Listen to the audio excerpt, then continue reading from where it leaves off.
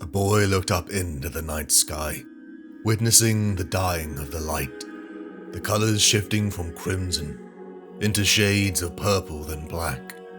The sun was disappearing behind Baal Primus. It brought cold winds and shadow upon Baal Secundus.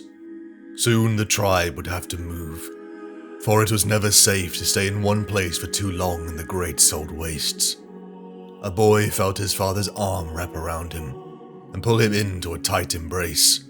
There was a warmth there that felt like armor. "She will be fine," said the man. "Your mother is strong. Your brother will be here soon." The boy was old enough to guess the words were also intended to reassure his father. The boy looked upon his father's face. It was a body ravaged by residual fallout from a war, 12,000 years lost. Deep lines marked his cheeks. His lips were scabbed with plates of skin. Amid the stubble on his cheek, a trio of ulcers glistened. A thick mane of brown hair, shot with premature grey, framed his face. There were black gaps in his yellow smile. At a little over 30 standard years, the man was old and regarded himself well past his prime. His goggles, a priceless family heirloom, of aged yellow, scratched plastic, rested upon his forehead, exposing an area of paler skin around his eyes, less damaged than the rest. Mankind was not designed to survive the 3 Baalite moons. Yet in this man's perfect amber eyes, there dwelt humor and tender love for his child. "Come away from the Roma, Louise," said the man softly. It was safe enough, blessedly, for them not to have to wear their rad suits. Louise wanted to protest. He wanted to be with his mother, but she was in the care of the Lifebringers now. The boy was 7 or thereabouts. Like his father, he had little idea of his true age. The seasons of a moon world are complex, and not easy to reconcile with the rhythms of Terra, the home of the undying God Emperor. Terra was to them a mythical world beyond conception. Nevertheless, their bodies remembered. Their feet crunched on salt flakes until they stopped. "Will you sit with me?" Louis' father said. Safety was an illusion to Baal Secundus, a lesson Louis would never forget. But for now, he sat. His father smiled. His boy was already smarter than him. Louis looked out over the desert. Visibility was good. The giant red crescent of Baal Primus poured sanguine light over their world. Behind the red giant, the cosmos shone like gems. Louis found himself following his father's hand to a singular light that shone from Baal Primus. "The Arx Angelicum, the fortress of angels," said the boy, his heart racing. "The great castle where the angels of light and blood live," said his father. "Those who bring the Emperor's judgments to all corners of the galaxy. Think, Louis, they are of Baal. Why, there are even men there who might have come from our own tribe once." "Would they know us?" asked Louis. "No," said the man with a smile. "They have become mighty, risen past the concerns of mortal folk. They were chosen to become the sons of the God Emperor, given great power and glory.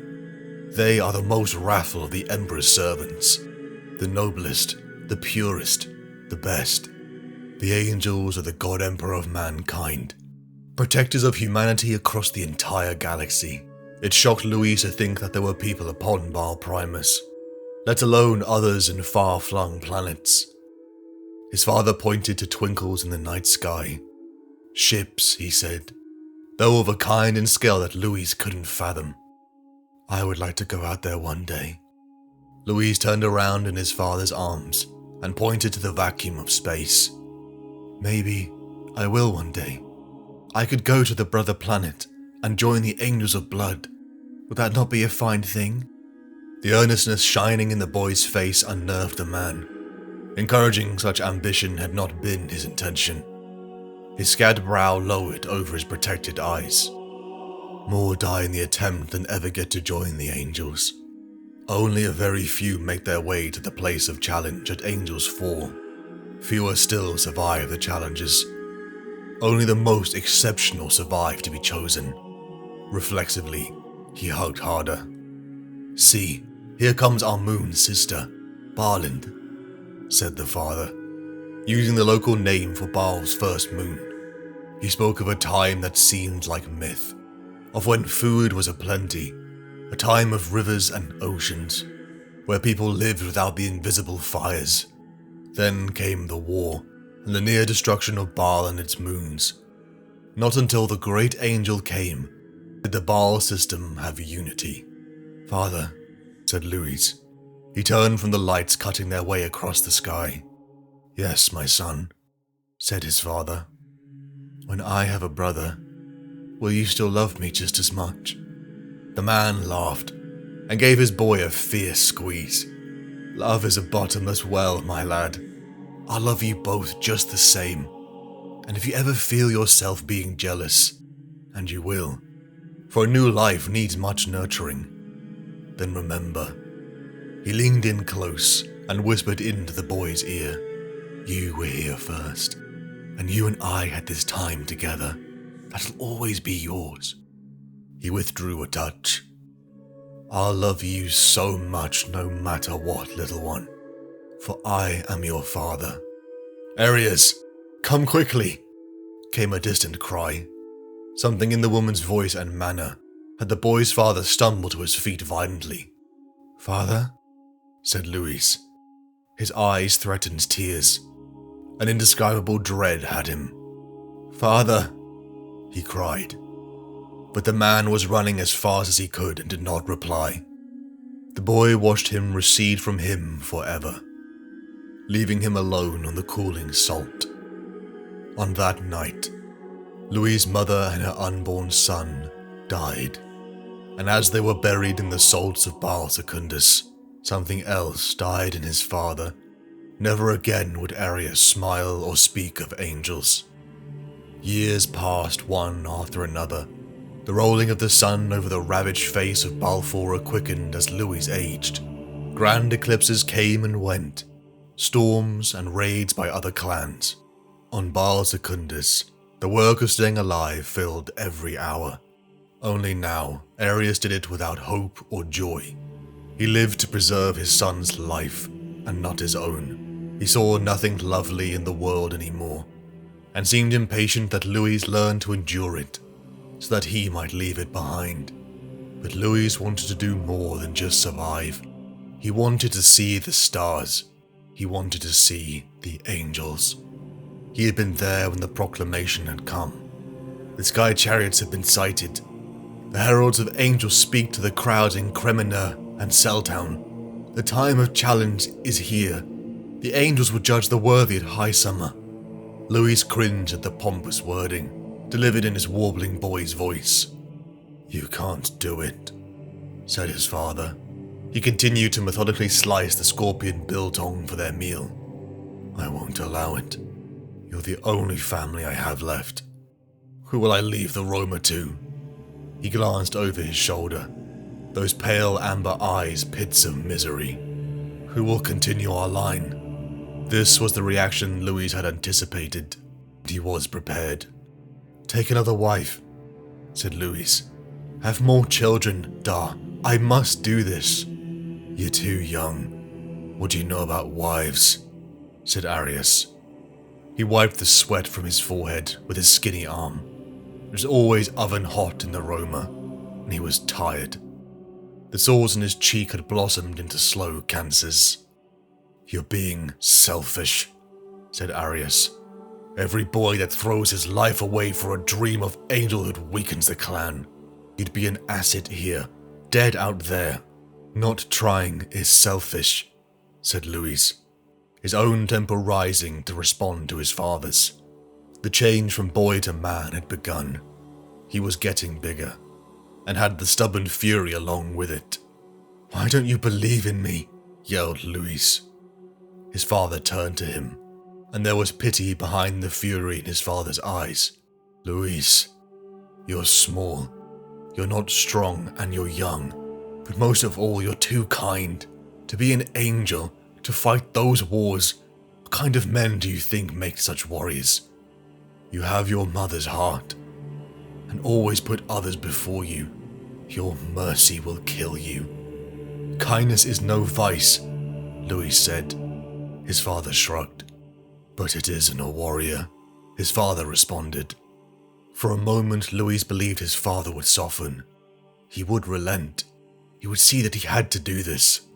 No, said his father sadly.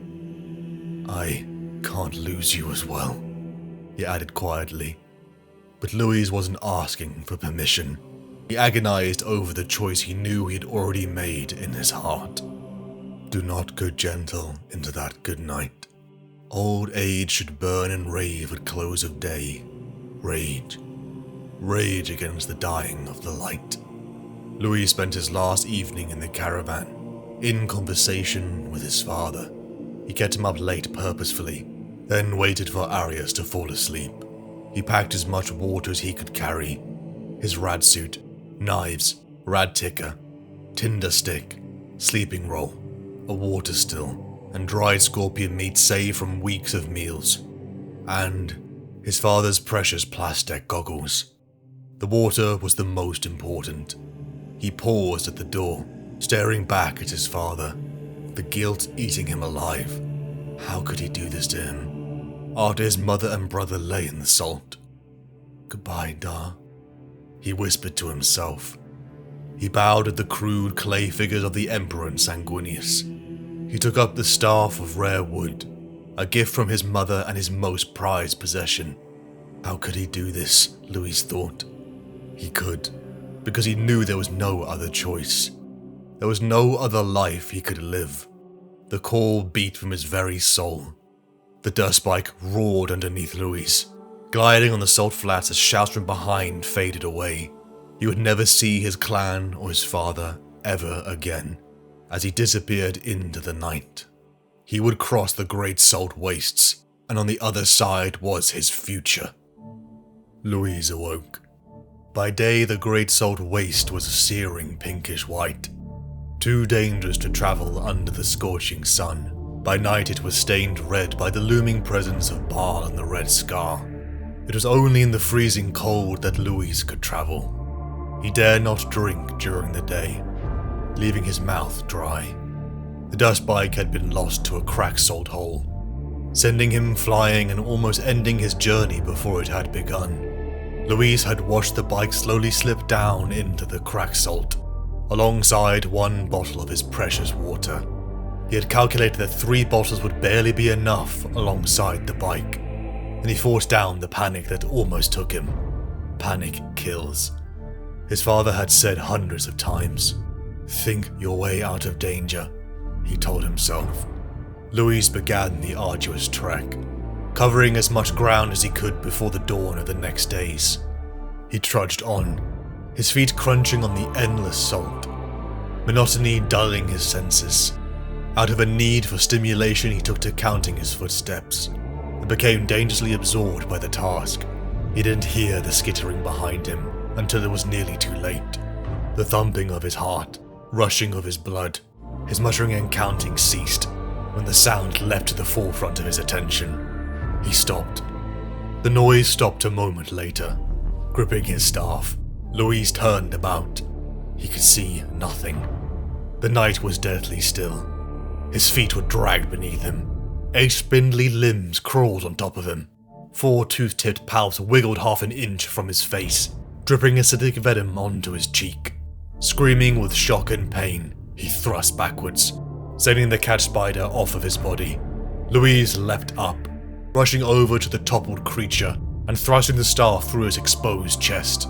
Louis stared at the creature and drooled, the moisture in its body tantalizingly close, yet unfortunately poisonous. The days dragged by. The salt never ended. Louis felt his body crumbling. He was almost at the last of his water, his distilled urine long since showing a shade of black. His head had been throbbing for days.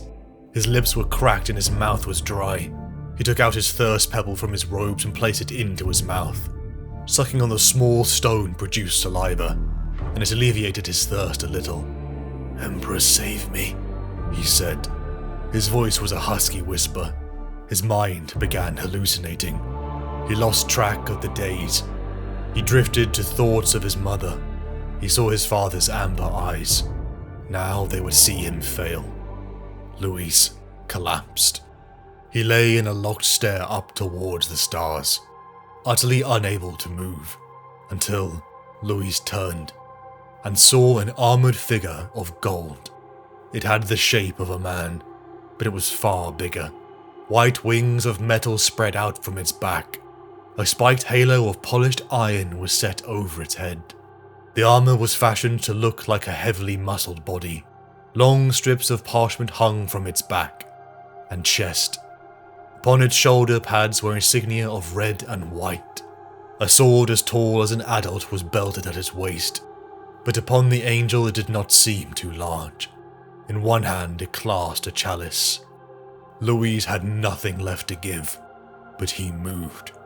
He approached. The silent figure lifted a hand to point. The landscape shifted, becoming the salt of Balfour's wastes. 50 yards away, a dark shape lay huddled. Louis thought it was his own body, that he had died, and the great angel had come for him. This angel looked down upon him, its face frozen in grief. Then it flew away. Louis cried, though no tears came. He begged the angel to take him, but silence and cold night was all that was left. Louis lifted his head. He began to crawl towards the dark shape that the angel had indicated. He found a corpse, long dead, perhaps a boy just like him. He stripped the corpse and almost cried again as he found water. One small mouthful was a deluge. He forced himself to stop after that, to let his body absorb it slowly. He lay under the stars as strength returned to his body, and with it made a small ditch to bury the body within the salt. He prayed over the death that had given him life, and thanked the God Emperor of mankind. Once again Louis set out, while Bar was large on the horizon. 2 days later he reached the edge of the Great Salt Wastes, where the white streaked plains gave way to rising mountains, of the like that Louis had never seen. He felt claustrophobic in a way salt waste dwellers could only find comfort in the open desert. Looky here, a little salty out of the ocean. Louis whirled around. Standing in the entrance of a cavern were 2 older and larger boys. They were scrawny things, dressed strangely to his eyes. They wore belts hanging with tools of survival, and upon their backs they carried bulky, square packs. Over their shoulders they had long poles of bleached bone. One smiled, revealing black teeth. They had found him at the base of a rock, digging for water in the moist sand. Louis prepared himself to fight. People killed each other for far less on Bar Secundus than water. Help yourself if you're thirsty, said Louis, trying to act nonchalant. What are you gonna do if we took it? Don't need your permission, said the stocky of the boys. He purposely knocked Louis with his shoulder as he came past. Where are you headed, little salty? Said the skinnier of the 2. Louis tried to hide his intentions, but it became clear they all had the same destination, Angel's Fall. Well, well, said the skinny boy. Tell me, how are you going to cross the canyon lands? How are you going to get up the heaven wall? He smiled with black teeth. I think he is going to walk, said the first boy to the second, and they both laughed. Angel's wings, salty. If you want to get to Angel's Fall from here, you've got to fly, said the skinny one, indicating his wing spars. Louis felt their mocking tone. Once again he felt underprepared, but he had made it this far and would do whatever it took to succeed. Maybe I should kill him now, said the stocky one with sudden menace. Save ourselves the competition. A knife's edge tension pierced Louis, as the boys sized each other up. After a long pause, the older boys again broke into laughter. How'd you go in there? Thinks we were gonna kill him, eh? Said the boy. Louis watched them cackle. He did not relax. Had he appeared a little weaker, they would have killed him. He was sure of it. They still might. "The name's Florian," said the black-toothed elder, patting his chest. "This stumpy patch-eared is Daniel." Daniel gave him a filthy look accompanied by a nod that might have been an attempt at friendliness. Pretty names for ugly souls, thought Louise. "Don't say much, do you?" said Florian. "Tell us your name." "Louise." This information brought more howls of laughter from the boys. "What's so funny?" said Louise. "Louise? What kind of stupid name is that? That's a child's name," said Florian. Danielle hooted with laughter. "Don't you get angel names in your clan? We just don't use them in public, that's all. It's private. For family." "Are you gonna tell us what it is then? You have to use your angel name if you're gonna be an angel." "No," said Louise. "I won't." Florian's smile became dangerously fixed. "Suit yourself." Florian looked to Daniel. "What do you reckon? Let him travel with us for a while?" Louise considered the offer.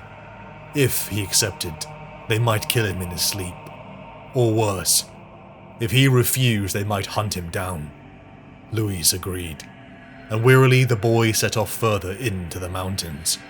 Florian did most of the talking, speaking of his brother Daniel, who simply loved to fight, and desired to continue that amongst the Emperor's angels.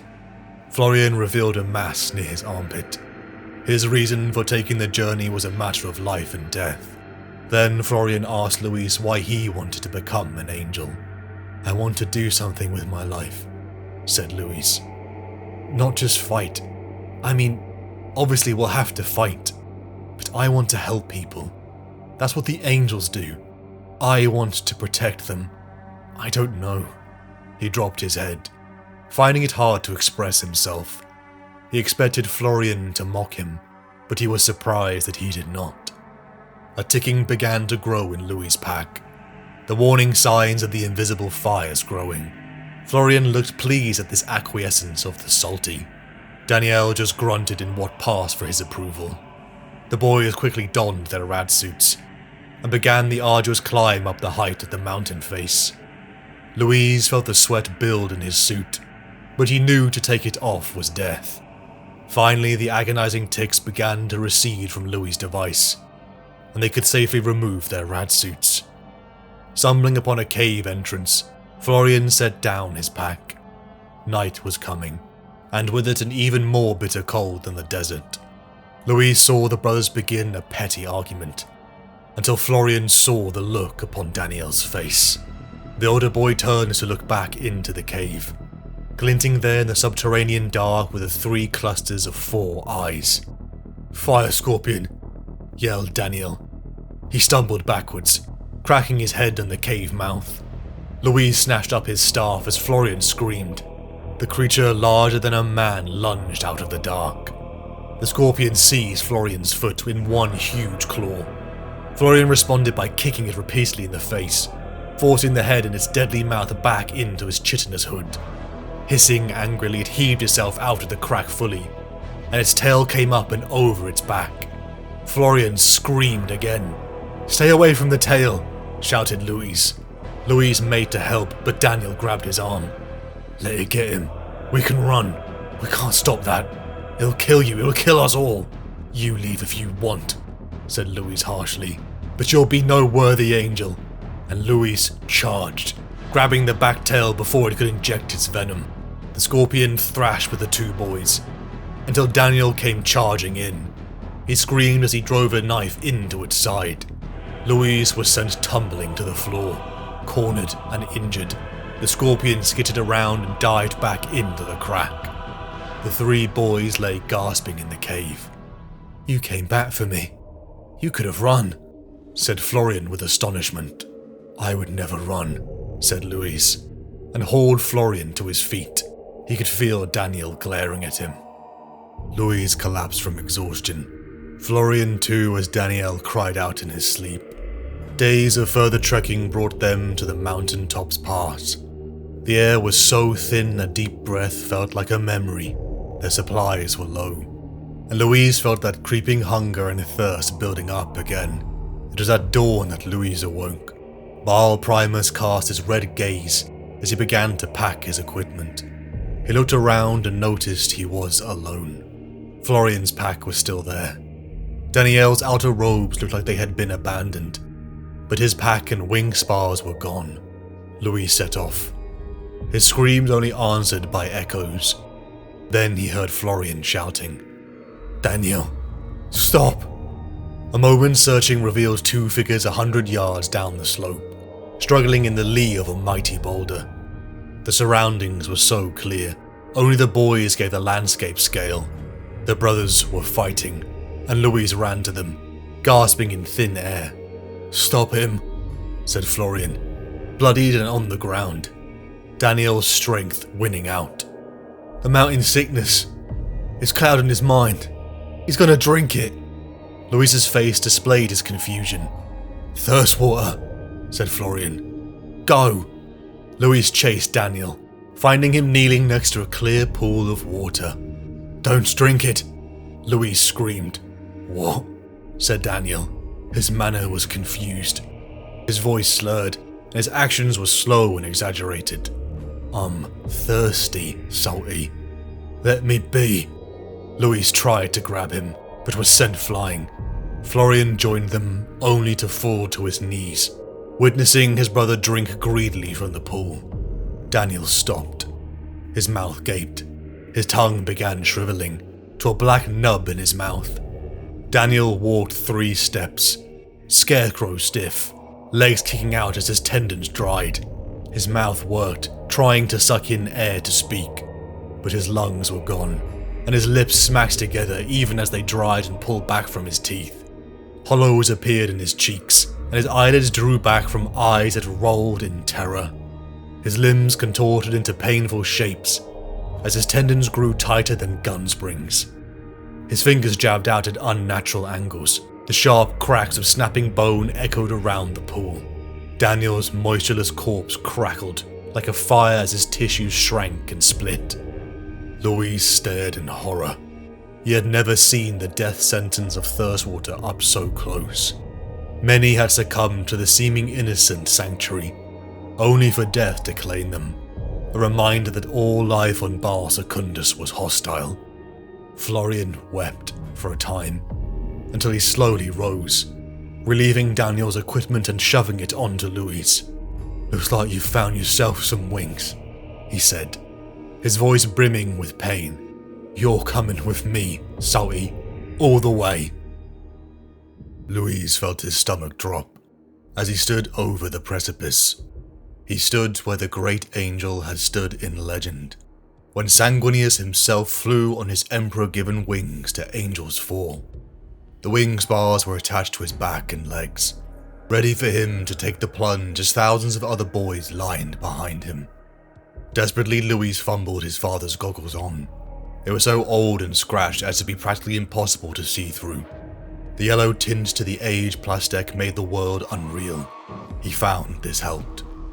His heart steadied. He had to bury his fear. He could not fail now. Days before, Louise and Florian had approached the camp that formed a bustling community. He saw thousands from all across Baal Secundus, some dressed in strange clothing. He saw fresh vegetables for the first time in his life. He and Florian had their first hot meal and queued for their turn to take the plummeting drop. On the strong wings they would glide just as the great angel did, all the way to Angel's Fall, where the trials could begin. And now it was Louis' turn, but he couldn't jump. Something in his limbs repelled and rooted him in place, 5,000 feet above the rusty river. "Get on with it," shouted someone from behind him. "Go on, Louis," said Florian. "Jump!" A scream of defiance built in Louis' throat. He couldn't keep it in, and it burst from him. Once it was out, he had no choice but to go, and he fell like a stone. He was still yelling, but the wind snatched the sound away from him. It tugged mercilessly at his spread wings, threatening to rip his father's goggles from his face. The edge of the canyon rushed at him. The crowd was going from a single mass to individuals. "Why aren't I flying?" he thought in a panic, though his mind became blank. His body was not ready to die. He kicked his feet back, and then he soared up. Louise rose into the air, drawing the flocks of other boys and leaving the failed dead behind. It was hours of rigidity, until Louise felt his body begin to relax. Finally, a sensation overtook him, and the dread of death below became elation. If only his Dar could see him now, he thought. He was flying like the great angel. Minutes of joy turned to hours of tedium. Keeping his arms and legs braced made them ache. Louise could not relax, and slowly but surely the discomfort became tortuous. The day had been old when Louise had departed, and the skies had darkened. Deep red evening light turned the land to blood. The wind river weakened. Louise slowed. He risked looking back. A train of winged boys stretched away into the canyon. Florian could have been any one of them. Blood eagle predators swooped alongside the outside of the pack and began picking off any of the stragglers, sending them crashing to their deaths. Louise was horrified at the cruelty of it. He darted and weaved as eagles swooped him, until the valley ended into an open. Louise pulled back, allowing the air to slow his descent into a gathering group of aspirants. Once more, on the sand of Bar Secundus, Louise began to walk, following the throng of other boys. At dawn of the next day, he lifted his father's goggles. He saw the carved statue in the cliff face. He saw an armored angel facing the sky. His wings and arms were spread, a sword in one hand and a chalice in another. In permanent exaltation, Sanguinius greeted the morning sun.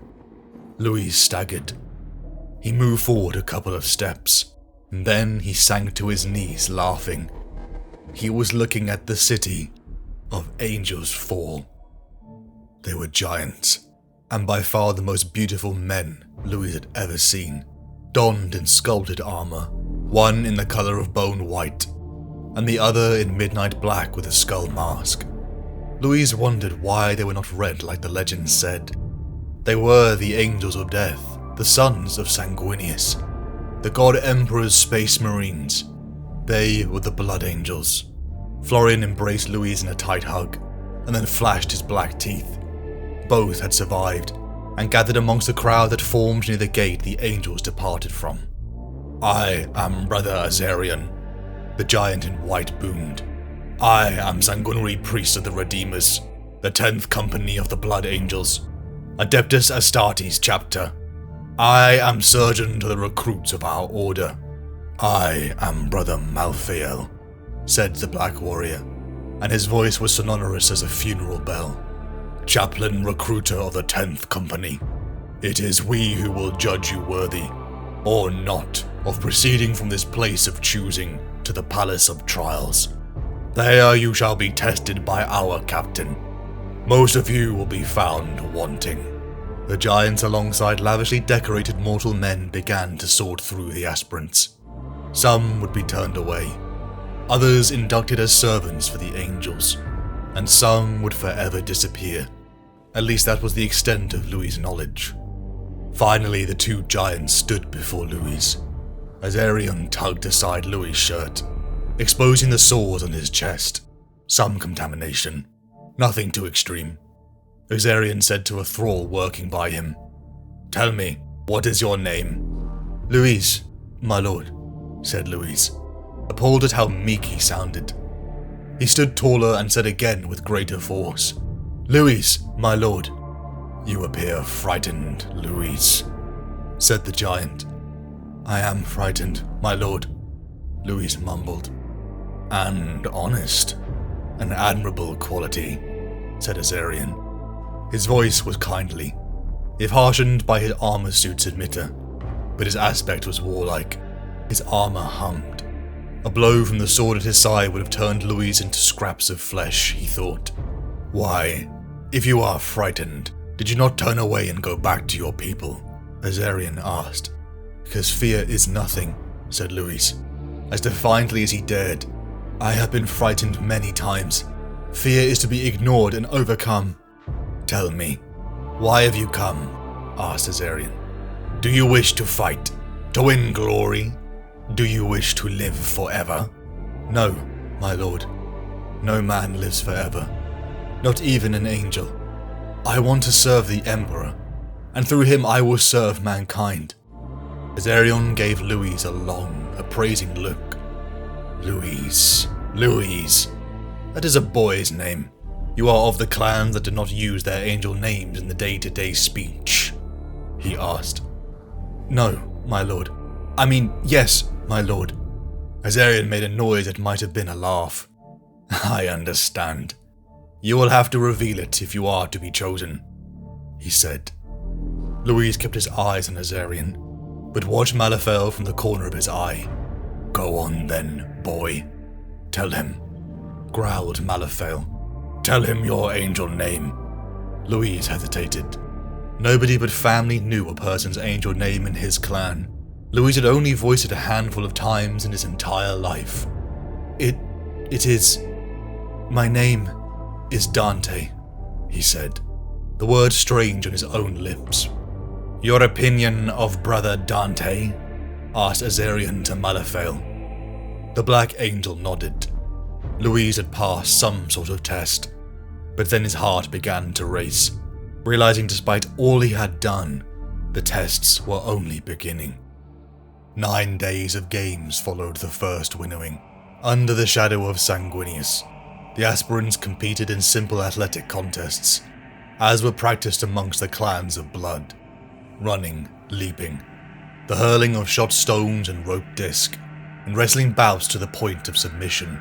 Malafael and Azarion spoke to individuals amongst the aspirants, dismissing some out of hand, giving others the choice to return home or to become blood thralls. For days Louis pushed himself, until only half the initial 500 remained. The Blood Angels had departed, leaving Louis and the others in the care of the blood thralls. Their hair was shaved, made to wash and provided with loose trousers and tunics of smooth material that felt obscenely comfortable. After they were uniformed, small packs with water and rations were handed out. Louise and Florian looked in wonder as they finally passed through the Angels' Fall gates. For 9 more days they were led through the merciless heat and freezing night without rest. The red dunes seemed endless, and by the near end of the march, when Louis felt his mind and body at the end of exhaustion, they approached the place of challenge. The doors closed behind them, leaving a string of corpses in the desert that failed the journey. Chaplain Malafael stood before them, telling them that at this deep cavern were their last tests. The only way to leave this trial was death or ascension. The doors opened again. 2 lines of aspirants walked in their hundreds, contingents from Baal Primus and the mooned Barland. They looked foreign to Louis, and he feared he would be split from those who he knew of Baal Secundus. Chaplain Malafael stepped forward as the other Blood Angels came to sort them into groups. You will work with these aspirants and come to love them. The chaplain's Vox grill boomed. As a Blood Angel, you will love your brothers above all others. These bonds will last for centuries. A chapter of Space Marines is not an army, it is a brotherhood. Without these ties we would fall. With them, we are strong enough to defeat enemies that outnumber us many thousands of times over. His voice trailed off, and the trials began. Louise and the others were tested in every conceivable way. They were deprived of sleep, made to run in blistering heat, and in the near-total dark of nights. Their endurance, intelligence, and strength were subjected to all manner of tests. They would awake after limited sleep, to find an arena filled by a maze, or an assault course, or a variety of puzzles that they must solve in groups. Many were deadly.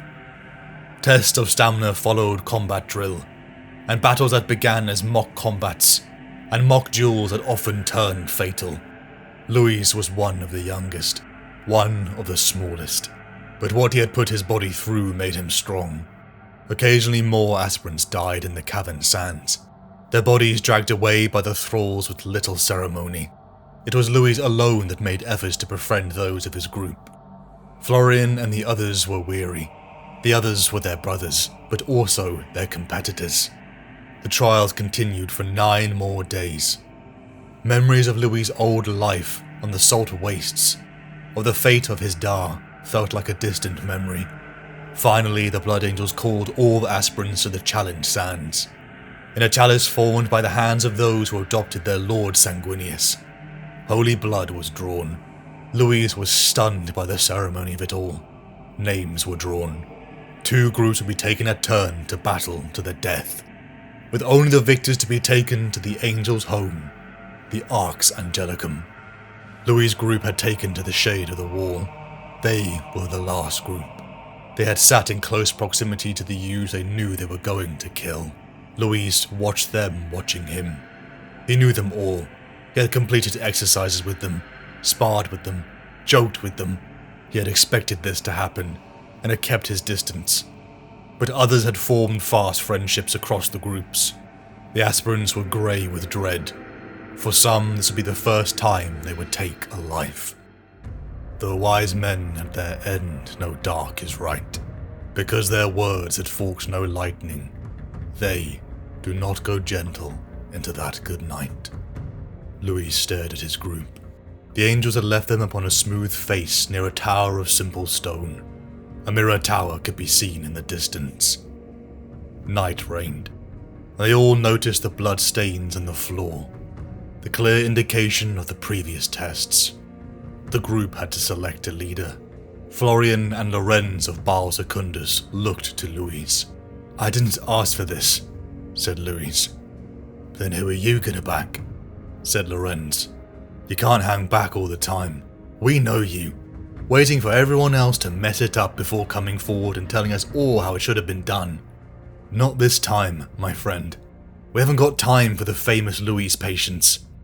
Sometimes you have to step up and take the responsibility of action," said Lorenz. The group split, half taking a defensive position in the tower in order to defend an ancient skull. The other followed Louis up a long dried-up ravine. His father's words came to the forefront. More die in the attempt than ever get to join the angels. Only a very few make their way to the place of challenge at Angels Fall. Few still survive the challenges. Only the most exceptional survive to be chosen. Louis did not feel he was exceptional, not whilst boys murdered each other. He pictured his father's amber eyes. "I'll love you so much no matter what, little one, for I am your father," his dad had said. That love had brought him this far. He had survived too much to fail. Louis, Florian, and Lorenz's group waited behind a rock. The sound of battle at their tower had started. In the shadows, the aspirants darted forward. In laced fingers, they hoisted Louis up. He crept silently within, and then opened the gate. Their group rushed in, only sparing a few at the insistence of Louis. Those that had fought back were killed. 10 minutes later, the enemy group came running from the direction of the western fort, whooping in triumph. One of them carried the green-stained skull victoriously in his hands, but several were wounded, and 3 did not come back. Louis watched them unobserved.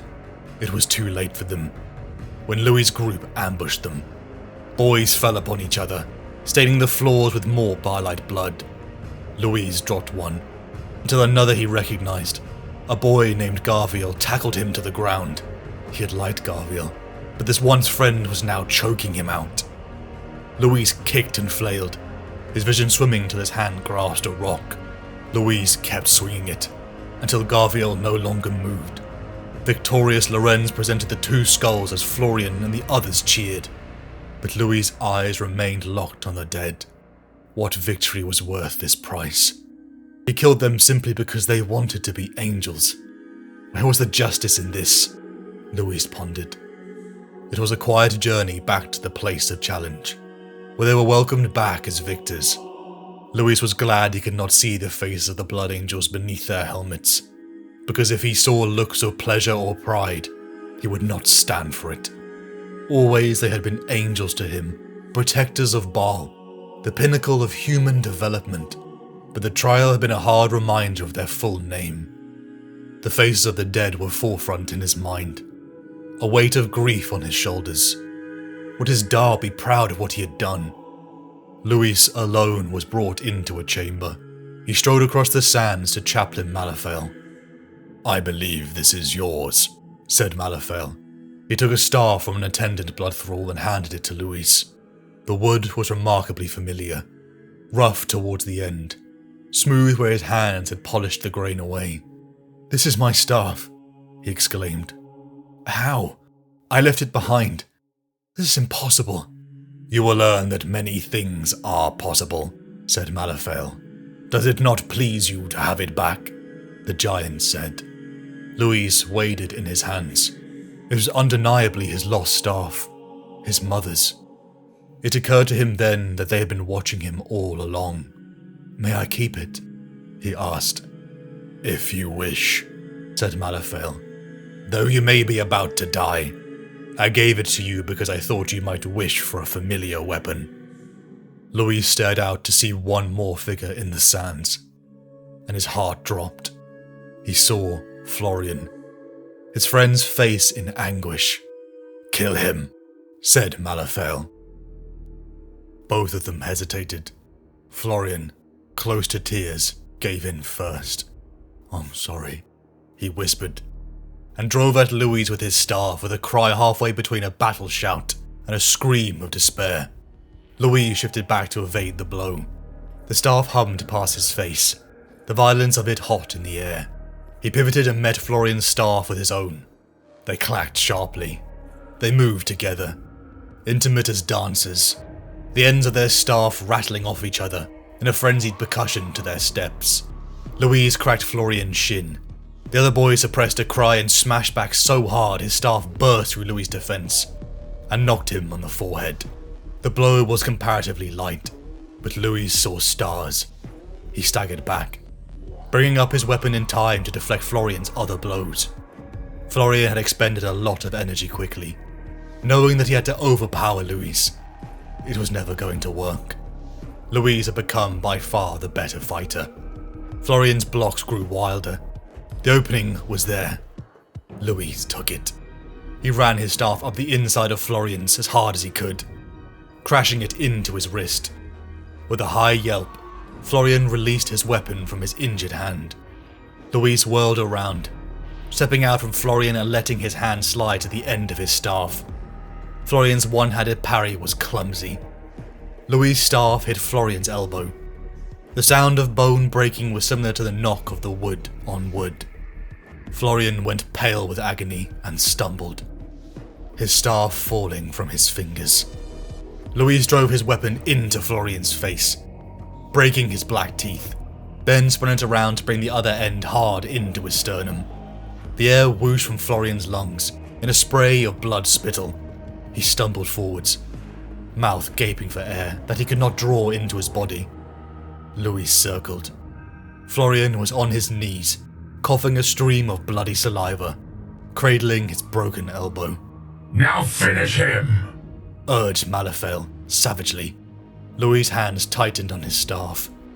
A few blows, then over. He would win. He would have everything he had striven for. He would be an angel, able to do so much. To serve the Emperor. He would be a hero. His father would be wrong. What kind of hero kills his friend? "Why are you hesitating? Your position in the chapter hangs in the balance. Strike!"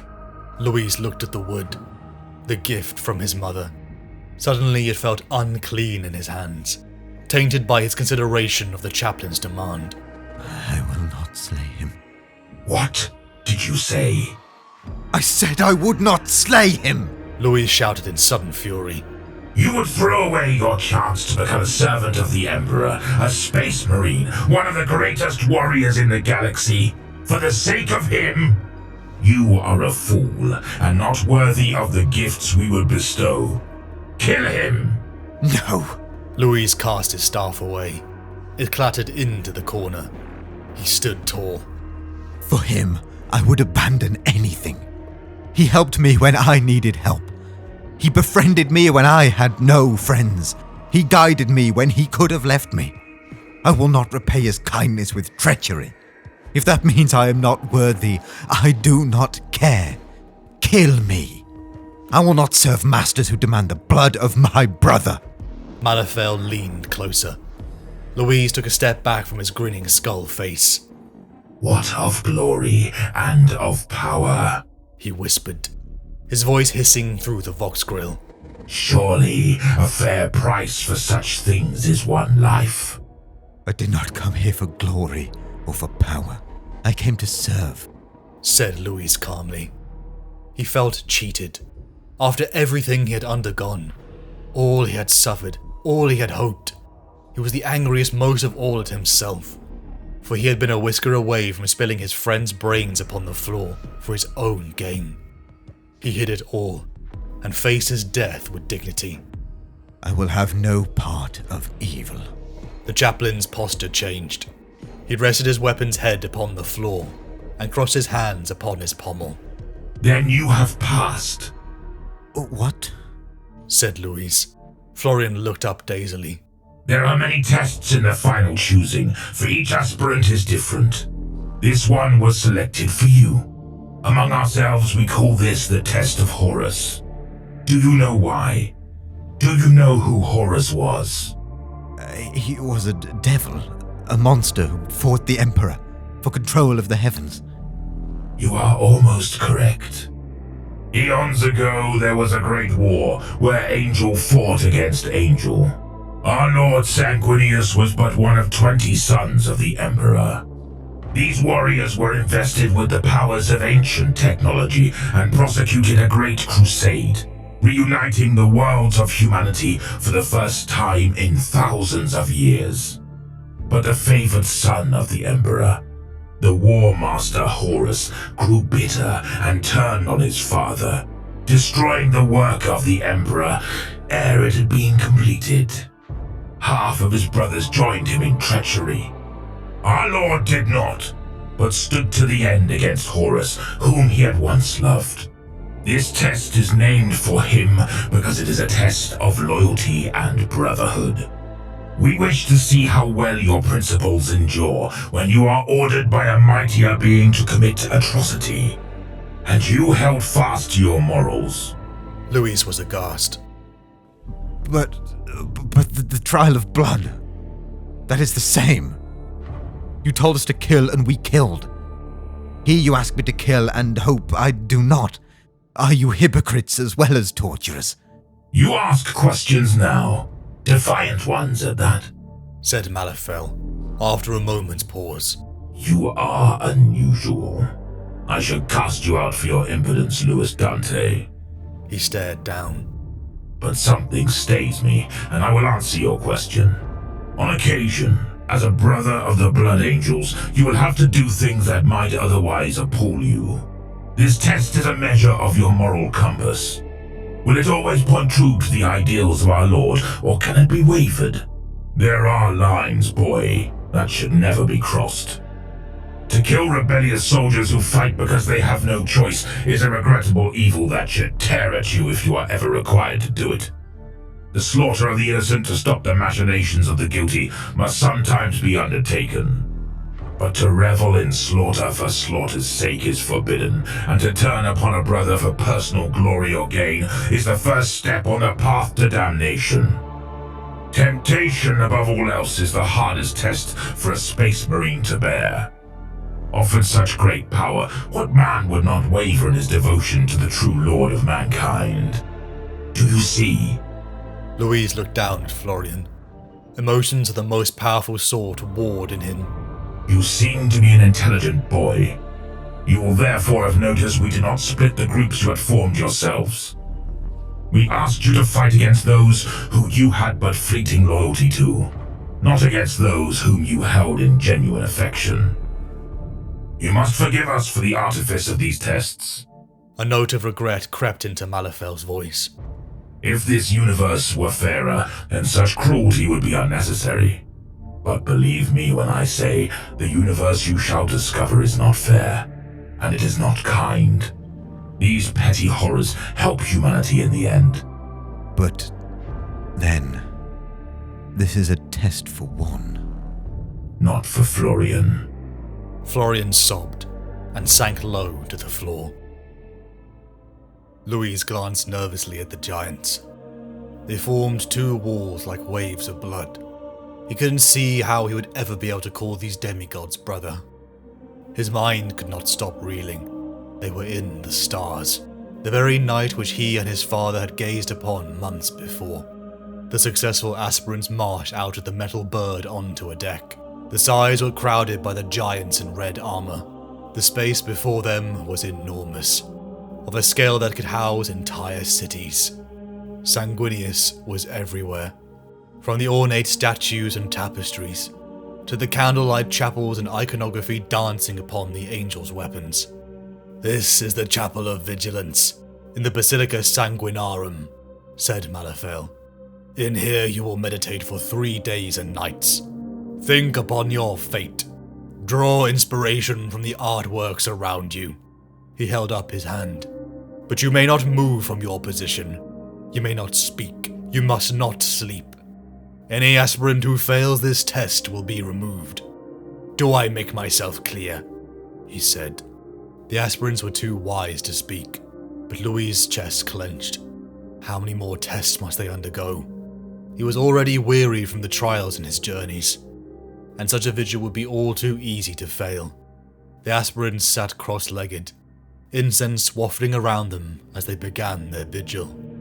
Every 5 hours or so, the Space Marines gathered for convocation in the Basilica.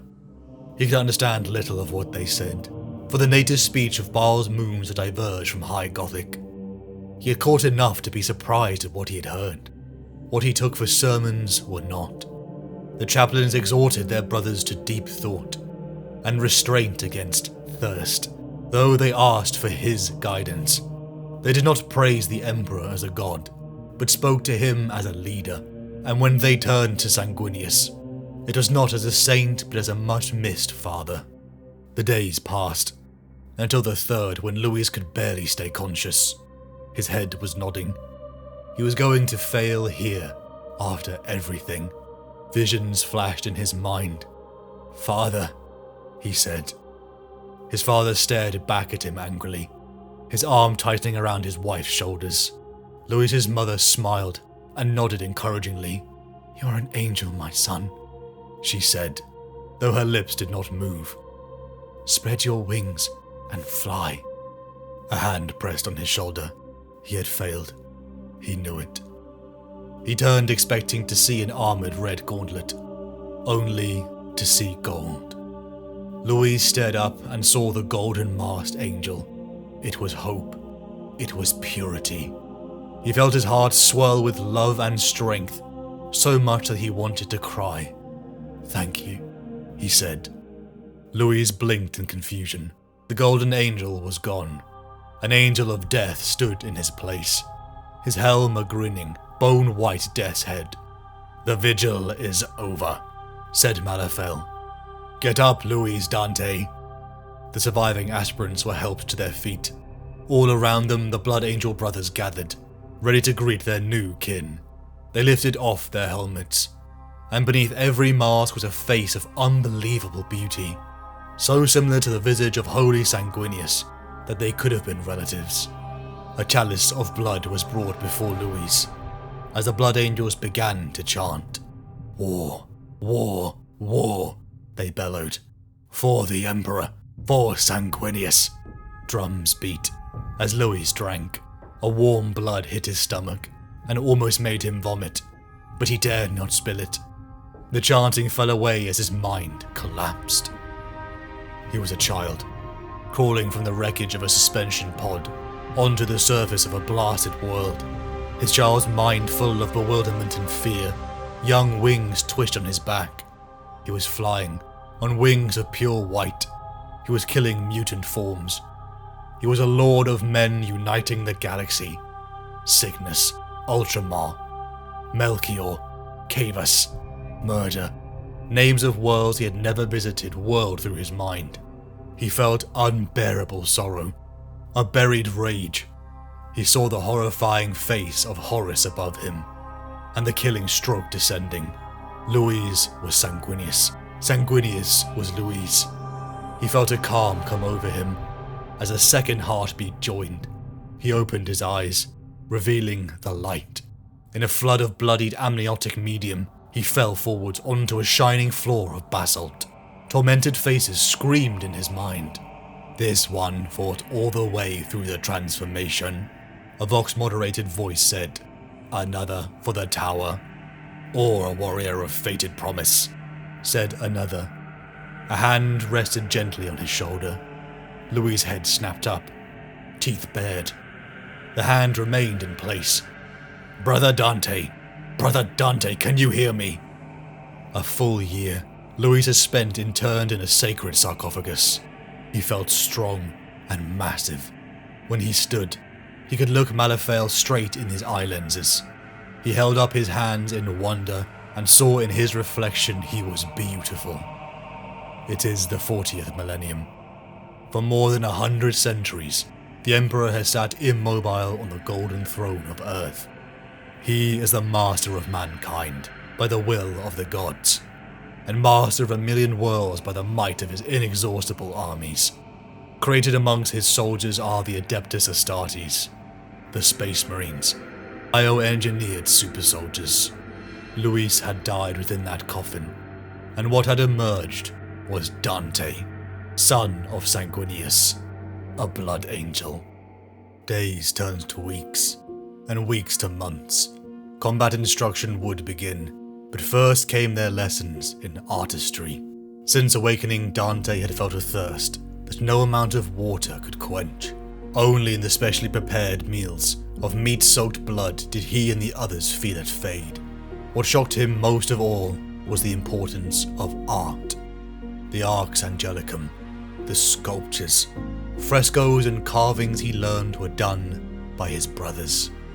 In the 10th Company, the lessons of purity and expression were gifts from Sanguinius, designed to rein in the fury that beat just beneath the surface. The terms of red thirst and black rage were spoken of, in somber tones, but saved for another time. Dante took to the combat quickly, but found that his soul yearned for the act of creation. He created pieces that made his father's goggles, a once precious item, seem ugly. He planned his next piece, a greater recreation of the Emperor and Sanguinius idols, the ones that resided in his father's Dusk Rider. He had become so mired in self-reflection that Instructor Caphael had come up on him unawares. Caphael spoke of the clatter of tools in the workroom. "Why do you sit inactive?" he had said. "I planned a statue to honor my father," said Dante. "But as I draw, I realize that the work will far surpass his own. And this seems arrogant, as if I would deliberately belittle him," said Dante. "You cannot belittle Sanguinius," said Caphael. "I meant my other father," replied Dante. "You have grown beyond him and other mortals," said Caphael. "It does not mean I love him less," said Dante. "You must put him from your mind." Caphael rested his calloused hands on Dante's shoulder. "You have a new father now. The memory of your life before will fade in time." "Will I forget?" asked Dante. "Some do. Some forget everything," said Caphael. "Some remember. If you held your father in such high regard, you will never forget him entirely." "Do you remember?" asked Dante. Caphael's face softened to near humanity. "No, neophyte. I can recall nothing before my insanguination. I do not remember remembering. To my mind, I have always been a blood angel." The thought made Dante sorrowful. Caphael took one look at his sketches, seeing a golden angel with a sorrowful mask. The veteran asked Dante to follow him. "Brother Neophyte, come to me," said Malafael. Dante went before him and fell to his knees. "Tell me what you told Caphael, Dante." "I told him of the golden warrior I saw on Bar Secundus, my lord," said Dante. He related the story of how an angel had saved him from dying of thirst, and how he had seen him again during the winnowing of weariness. "Is that all?" asked Malafael. "Yes," Dante replied. "Dante, you have no reason to fear to speak your heart and your mind to me, if you are telling the truth." "I am, my lord." Dante lifted his eyes. The chaplain rested a heavy gauntlet upon his head. I believe you. Stand and come with me. He led Dante to a wall, into which was set a gleaming brass representation of the Golden Warrior. Dante's breath caught as Malafael showed him the Sanguinor, a figure of mystery, only appearing in the chapter's most dire times over millennia. There was a darkness in their blood, a Primarch's power that could never sit well within a mortal frame. Yet to that darkness there was a light, such as the Sanguinor. Malafael brought Dante before a reliquary. Within was a sight that made Dante's heart stir. A winged feather of purest white, stained with drops of ruby blood. A pinion of the great angel Sanguinius. Dante's transformation had been the most brutal in recorded history, Malafael told him. He had screamed legends and names. Some within the chapter were believing it was a dark omen, but with the Sanguinor it could be hope. All Dante knew was that Chaplain Malafael would be watching him closely. Dante scanned the sparse woodlands of Areas 5. The Xenos had supposedly overrun the colony, but they seemed too few in number to have done so, and the planet looked undisturbed for decades. His helm overlays revealed nothing. Dante knocked down a hut roofed with fabric. Besides a few bones around a dead fire, it was empty. "There's nothing here either, Sergeant," he said. Their jump engines whined down. Chainsaws purred to a stop. An unnatural quiet fell. The myriad animals of the bush held their silence. The Oreti Xenos were near primitive, and were barely worth the bolt rounds. "I will kill them all, weak or not," said Arvin fiercely. Dante, Lorenz, and Sergeant Basilius turned to look at him. Such was his vehemence. No matter how many worlds Dante had seen in his decades with the chapter, he still found surprises the variations across the Imperium. Hive worlds the most shocked him. Humanity so densely layered in cities of metal. What rankled him more was the injustice of it, of the noble lords who let the Imperium rot. Dante and Lorenz followed the trail, to the signs of a long-abandoned village. "I see something," said Lorenz. "There." Dante caught a flash of movement darting across the street. Lorenz raised his gun and sent a spray of bolts shooting after it. Missing. Lorenz growled, drawing his chainsaw and igniting his jump pack as Dante protested. Dante chased after his brother. His jump pack roared. With consummate skill, he swerved around the moss-draped statuary of a building shell and landed in the town center. Lorenz was surrounded by Xenos forms, indecent humanoids, who some towered over Space Marines, but their weaponry bounced off of the ceramite plate. Dante rocked into one, sending limbs flying as he cut down more.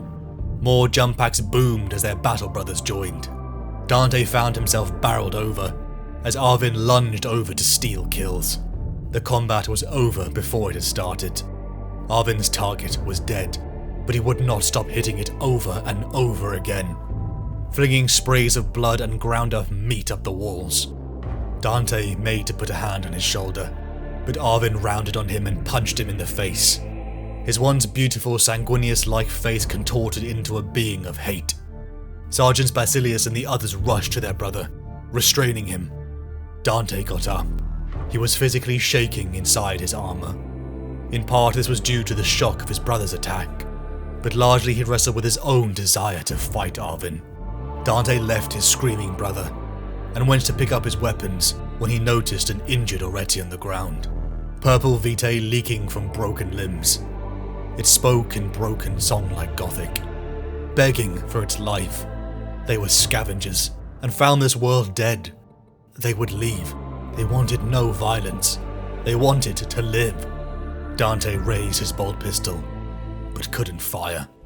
The rest of his brothers were occupied with their raging comrade, but Arvin saw Dante hesitate. "Kill it. I will kill it. Let me slay it. Let me drink its blood," raged Arvin. And he attempted to get at the wounded alien, dragging Lorenz and Gisanimus after him. Basilius slammed Arvin in the chest, knocking him off balance so that Lorenz and the others could subdue him. "Sergeant, this one lives. It calls for clemency," said Dante. He saw Basilius's face. Savagery had replaced dignity on it. contorting into something wild. His eyes were bloodshot, and his fangs extended. "What are you doing, Dante? Kill it! It is Xenos! It does not deserve to live! Do not hesitate!" He snarled. Dante leveled his gun at the thing's head. He couldn't stand the sight of its fear. But he knew what had to be done, and he put a bullet through its skull. Basilius walked over to the corpse.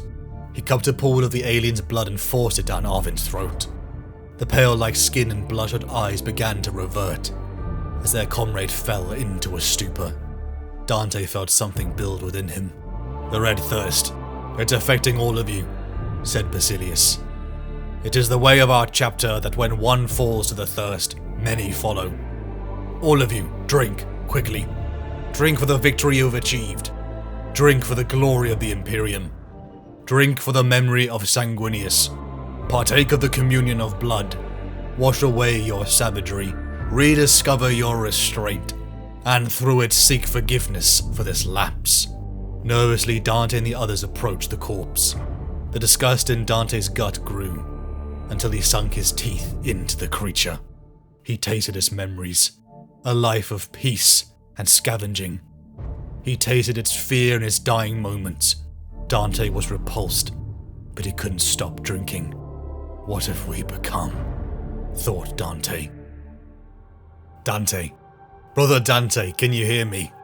"Captain Avarice," said Dante. "Where am I?" Dante began to rise, greeted by the sight of his captain and 2 veteran battle brothers.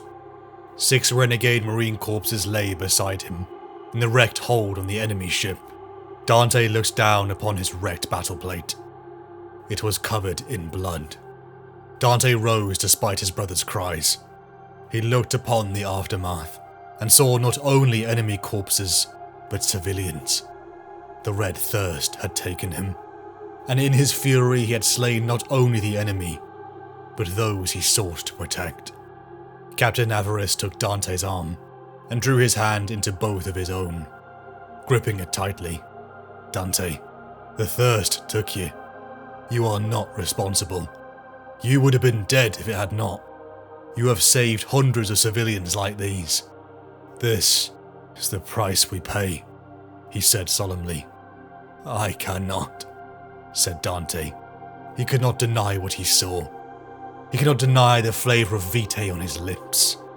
To his horror, his appetite rose again, and he turned away in shame. He thought of amber eyes, a paternal feeling behind them, judging him for his crime. He remembered an image. A golden warrior dragging him from the corpses. A sorrowful death mask looking down upon him as his world faded. The Sanguinor had come, saving him before his full descent from the red thirst into the black rage. The end and the death for all sons of Sanguinius, where visions of their gene father's death overlapped with their own vision, where nothing but death in battle remained. Never again, Dante vowed, would blood ever touch his lips. Dante waited outside the halls of the Council of Blood and Stone. He stared out to the crimson deserts of his homeworld. Baal Primus waxed full, Baal Secundus at half, casting its hateful light. The memories became hazy, but still the trauma of his mortal life remained within him, and the place that had inflicted it upon him. Why did Sanguinius leave the moons as wastelands, he thought, when he could have restored them, leaving one's own people to suffer so that their strife-hardened children might be recruited? Is that the action of an angel? He shook away the heresy. Captain Avernus was dead, his soul at Sanguinius and the Emperor's side. Soon the news would come of his replacement. Sanguinius, Dante thought, guide me. For the link I share with you, help me be the best I can be. Dante looked up as a hand was placed upon his shoulder. The golden mask of the Sanguinor looked upon him. He felt strength and love and hope fill him. Sanguinius was with him. He had been with him his whole life. At least that was the feeling. He blinked, and the herald of Sanguinius was gone. Brother Dante, said Malafael. He occupied the skull throne before the chapel altar. Lord Malafael. Dante bowed. Malafael gestured to an ewer of wine and silver goblets, beautifully engraved by the chaplain's own hand. Surprisingly, the images of them were all of life, not of death. I saw the Sanguinor again, Dante said. Malafael sat forwards. When? He said. Bare minutes before I came here, Dante replied. Where? Upon the Sanguis wall, said Dante. And what were you doing there? Malafael asked. Taking the air. Thinking, said Dante. Did anyone else see him? Malafael asked. Dante shook his head. The chaplain sat back in thought.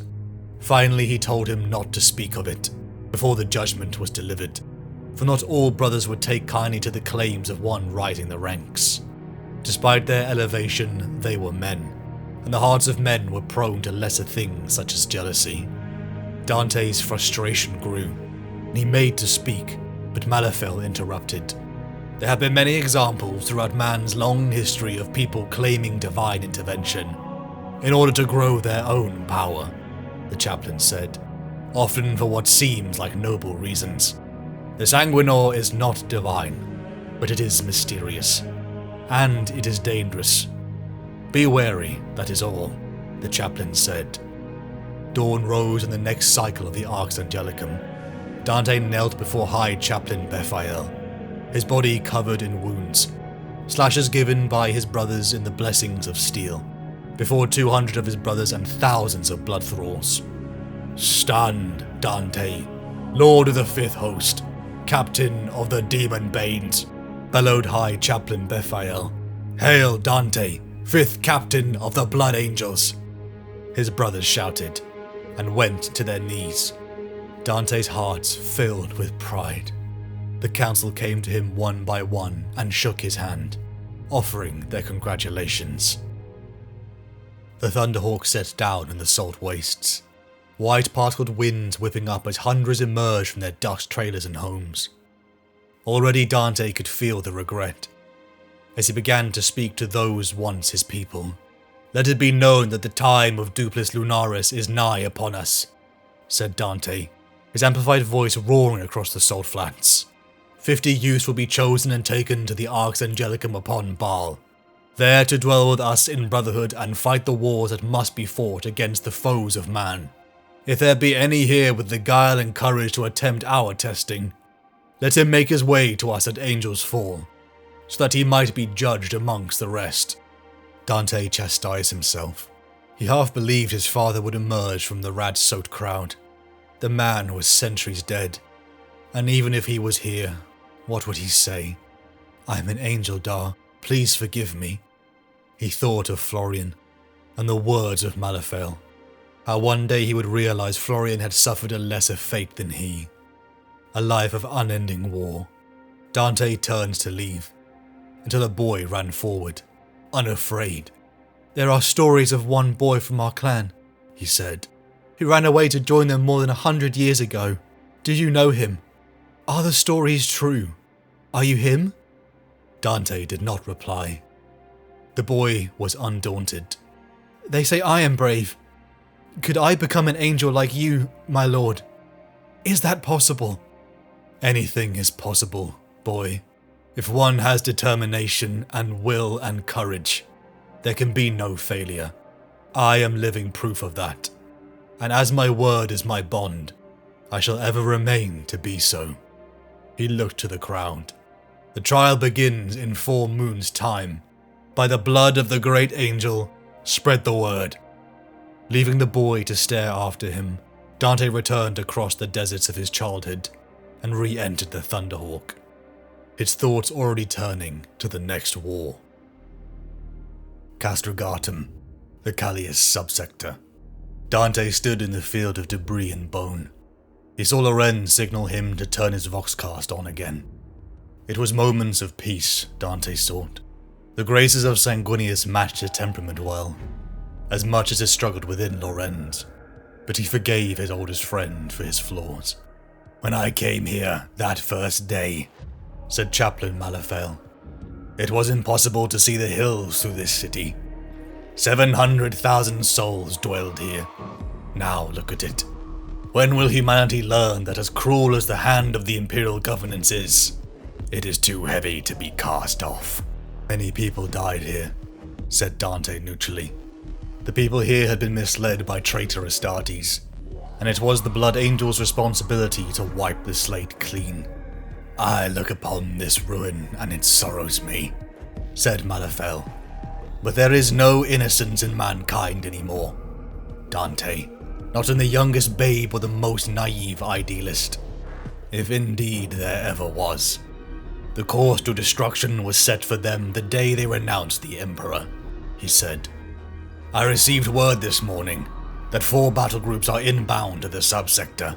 Millions of men under arms and 3 more chapters have come to take up our burden and conclude this campaign. We have been relieved. We are to return home to see our wounded and replenish our numbers. The Callias War is over for us, said Malafael. Dante and 140 angels under his command made for the ramparts. Wrist to wrist, Dante bid farewell to Captain Toranius of the Angels Numinous, a fellow chapter of the Blood.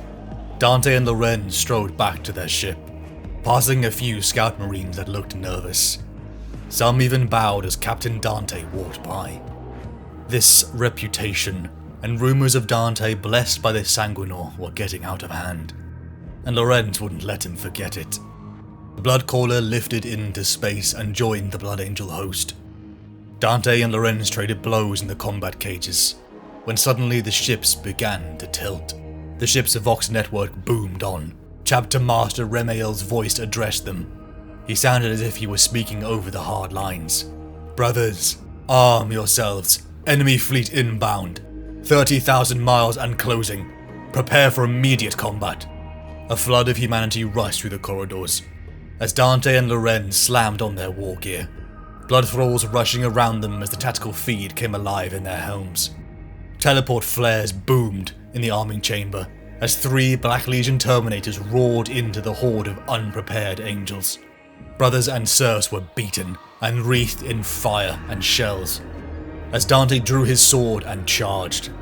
He was slammed aside by the much bulkier armor, but other brothers were swarming too. Dante saw Lorenz rise through the smoke, sending a plasma beam directly into a Terminator's Prometheum tank. The explosion sent them all flying. Dante rose first, his armor covered in flames as he slammed his sword through the gut of another Terminator, black blood dousing the flames that covered him. Teleportation lightning played around the 3. An unholy screech signaled their departure, along with a thunderclap of air rushing into the void. They left. Dante rose and was joined by Lorenz and his surviving brothers. So many were dead. They began to strip their brothers' armor and weapons to patch their own, and set off to find their chapter master. Everywhere they went, the corridors were slick with blood, and every engagement whittled down their numbers, until finally Dante and Lorenz, along with a handful of various companies, keyed the command deck door, only to be greeted by the vacuum of space. They slammed it shut. Commander Remael was dead. Dante caught a glimpse of the battle in space. The Blood Angel's fleet was being torn apart. For the first time in his life, he only saw defeat. He prepared himself for the end. As the whooping cries of the enemy came, I, Captain Dante, speak, he voxed. Loyal brothers, converge. He sent the coded instructions, giving his position, and ignited his blade. The enemy had found them. This was it. The moment of his death. Luis Dante, raised in the salt pan of a dead sea, a stunted boy doomed to a short life, elevated to serve the Emperor as one of his angels of death, was finally going to die. Ave Imperator, he said, and squeezed the trigger. Explosions ballooned from a viewport. Surprise gripped Dante as he saw the enemy ships were being pushed back. Captain Dante, I am your brother, said Captain Toranius in his ear, and I have come to stand beside you. The Angels Numinous had arrived. In the void, the battle began to shift, until the Black Legion Armada turned and fled. But there would be no feast or celebration in this victory. The traitors had caught them utterly by surprise. Dante's heart ached as he learned that nearly 90% of the chapter was dead. Good men, the last wave by, crying how bright their frail deeds might have danced in a green bay. Rage, rage against the dying of the light. Dante knelt in a mosaic of precious stone that depicted their father Sanguinius. He was not worthy. He was not ready. Captain Keshiel was right. He was centuries old and yet young for a captain. But the desolation at Callias had brought the chapter to the edge of extinction. There was no one else. Dante alone of all the captains had survived. The rebuilding would be slow. But someone had to take the mantle Lord Remiel could no longer fill. Chaplain Malafael was dead. Instead, the newly appointed High Chaplain Bethael gave him the chalice of blood. Dante drank the vitae of Sanguinius. He had the name Ralderon, first chapter master of the Blood Angels, seared onto his chest. Golden plate and a mask of the great angel's face was presented to him. Rise now, Dante, commander of the Blood Angels, chapter master of Sanguinius' firstborn sons, said Bethael. Dante got to his feet. Do you take this burden? I do, said Dante, with all my heart. Then I proclaim you Commander Dante, chapter master of the Blood Angels. Voices cheered. Hymns sung his praise, but all Dante could do was stare up at a towering statue of Sanguinius, the weight of burden feeling heavy upon his shoulders. Decades, centuries, millennia. Time turned from the 40th to the 41st millennium. From the world of Baal Secundus, a demigod in a golden mask has led the charge against the enemies of the Imperium. From the bloody campaigns in Altera Machia to the liberation of Caniao, the name Dante is spoken in reverence. From cleaving the mighty bloodthirst of Scarbrand in two at the gates of Pandemonium, from driving the orcs from the 12 worlds of Blackfang, to commander at the War of Armageddon, the name Dante, the legend grew, a chapter rebuilt, the face of Sanguinius himself upon the field of battle. But as time moved on, that very mask became a prison. The face beneath it, once beautiful and filled with youth and energy, became old. Not even the sanguinary priest knew how long a space marine could live. For each day, Chapter Master Dante of the Blood Angels set the record. Luis of the Salt Wastes felt like another life, another person. Commander Dante felt like another person. A hero's mantle that came harder to fill as the decades passed. Dante had seen the rise of Orc Wars, the emergence of the Tau, the scourge of the rising Necrons, and now, worst of all, the Great Devourer, the Tyrannid Menace.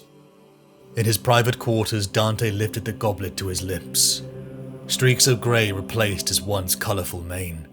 How many worlds had he seen die, he thought. How many brothers had he seen fall?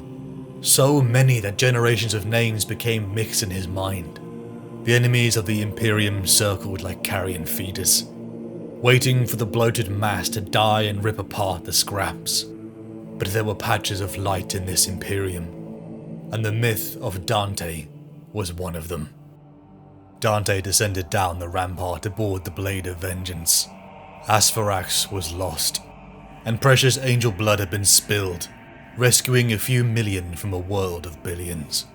Chapter Master Gabriel Seth, his flesh terrors, Astra Militarum and Sororitas joined too, as a throng of blood thralls came forward to their masters. Some cried at their lords' corpses, their gene seed carefully extracted for the future of the chapter. Dante's equerry waited for him along with the rest of the servants. Arafeo was old by mortal standards, and his movement showed his pain. Dante could scarce believe it. In what had seemed to him like months, his young servant had transformed into an old man and would soon die. Malafael was the 67th equerry to serve Dante, and he would not be the last. Brother Carlin gave the casualty report. To Dante, 6 first captains had come and gone in his 1,000-year reign. 2 had been lost to the ravages of the Black Rage. Carlin exhibited no signs of that, thankfully, for Dante was tired, and perhaps his own rest would come soon. Dante's own thirst lapped around the edges of his consciousness.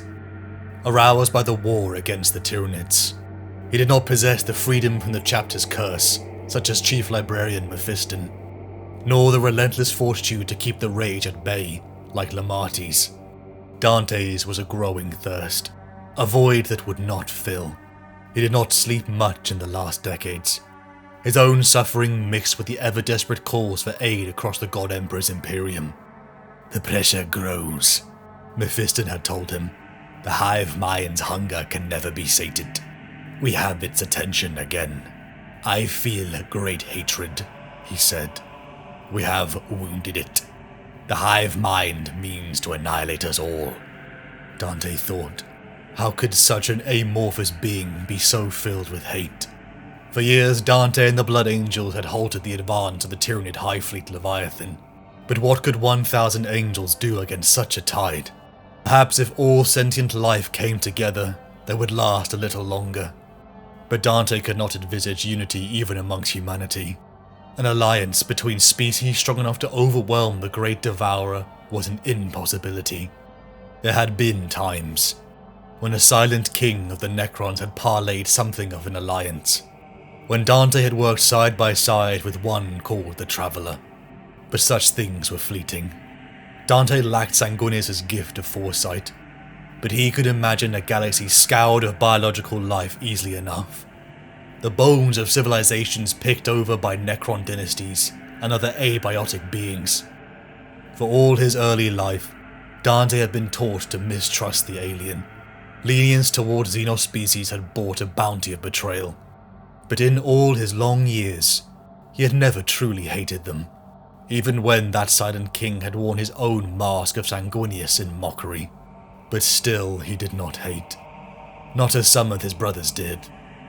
Non-humans strove to only survive as mankind strove. Dante had gleaned enough of the galaxy's history to know that more often than not, folly and hubris had undone the great civilizations of the past. Humanity's first stellar empire included, and not external threat. In truth, mankind had more in common with the other sentient species than the adepts of terror would ever admit. He supposed that was why aliens were so easy to hate. Not for him, for he had seen and met those with virtue in them. In the Tyranids, he had finally found something to hate, and powerfully. His loathing for them was the strongest emotion outside the thirst he had felt for centuries. There could be no accommodation with the Tyranids, only war, and now he feared that war would come to Baal itself. Victory might be possible, in the end, but what then? The forces of the Imperium would be so depleted as to fall easy prey to the great enemy, or to be overwhelmed by orcs, or cast down by the metal overlords of the Necron dynasties, who would, he had no doubt, turn on them after any ultimate triumph. Nihilism threatened every thought in Dante's mind, but something he could never let show on the warrior with the great angel's golden face. Lord Sanguinius, he prayed, forgive me, I am old, and the toil of conflict has worn my soul thin. Although my body remains strong, I will never falter. I will never retreat. I will never give in. If I cannot ensure a better future for humanity, then I will see it as a glorious end. Defiant to the last. Forgive me my moments of doubt. Lend me the strength to overcome them, he said to himself. Dante opened his eyes. A golden warrior in mirror to himself was standing before him. The activity in the hangar ceased all at once. Armor clanged onto the deck plating as blood angels dropped to their knees and bowed their heads. Their servants beside them like children kneeling by their fathers at prayer. Hands clasped so tightly their knuckles whitened. The Sanguinor came to a halt before the commander. The face of Sanguinius looked into the face of Sanguinius. A sensation of wrongness took hold of Dante. He felt presumptuous, standing before this avatar of their Primarch, wearing his face. Dante removed his own mask, his ancient features reflecting in the brilliant gold. "Why have you come, my lord?" Dante said, bowing his head. "Have I failed? Have you come to condemn me for this defeat? Are these events the will of our Primarch? Is his hand at work here?" There were no words. The Sanguinor was ever silent. Dante dropped his voice to a whisper. "Is there hope? Can Baal be saved?" Only radiating silence met Dante. Just the image of purity that warmed like the heat of a campfire. "There is yet hope," said the Sanguinor. With a rush of air, it vanished. Amazed voices rose up all around the hangar. It spoke. The Sanguinor spoke. Voices called. Brothers and thralls rushed to Dante's side. It said, "There is yet hope." Dante whispered. He turned to the room. "The Sanguinor has spoken. We shall prevail," he boomed. Cheers roared from the deck, but still the hope did not reach Dante's heart. "Why was I not woken?" said Dante. Malafael looked his lord in the eye, an action that had taken him half a century to dare to attempt. He was one of the few Dante allowed to see his unshielded face. They were both old men in their way. Dante was ancient by his standard, 1,500 years, and yet still this mortal man made him feel like a disobedient child. "My lord commander, if I might be so bold as to say, if you destroy yourself for want of rest, those needs will go unfulfilled." Malafael's hands were twisted with arthritis, like roots, and shook as he held out Dante's towel. Dante's eyes rested on them. Malafael looked away, ashamed at his feebleness.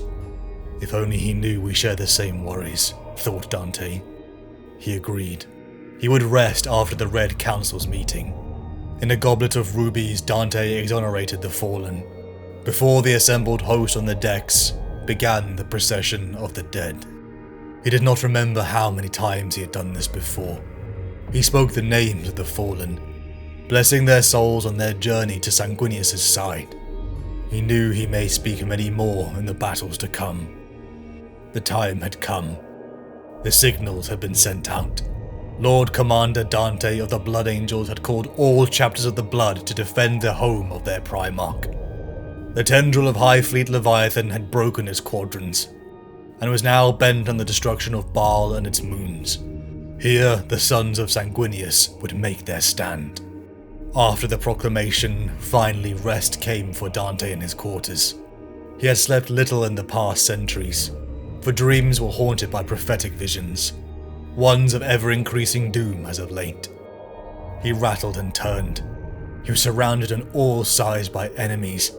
Overhead a giant face manifested, leering down at him with the certainty of triumph. "Horus!" gasped Dante. A giant, clawed hand reached down to pluck him up and crush him. "My lord!" Malafael's voice was strangled. "My lord!" Small hand shook his arm, and Dante awoke, seeing his hands clutched around his equerry's throat. Dante's eyes were bloodshot, his fangs were bared. He felt the pulse of his friend beneath his hand. The thirst was raging. He dropped Malafael, swallowing the thirst just as quickly. He knelt down to aid his equerry. "My servant." Remorse choked Dante. I'm sorry. Have I harmed you? My dreams have been dark of late. Are you hurt? "Look at me," he said. Malafael's skin was bruising, but he steadied himself.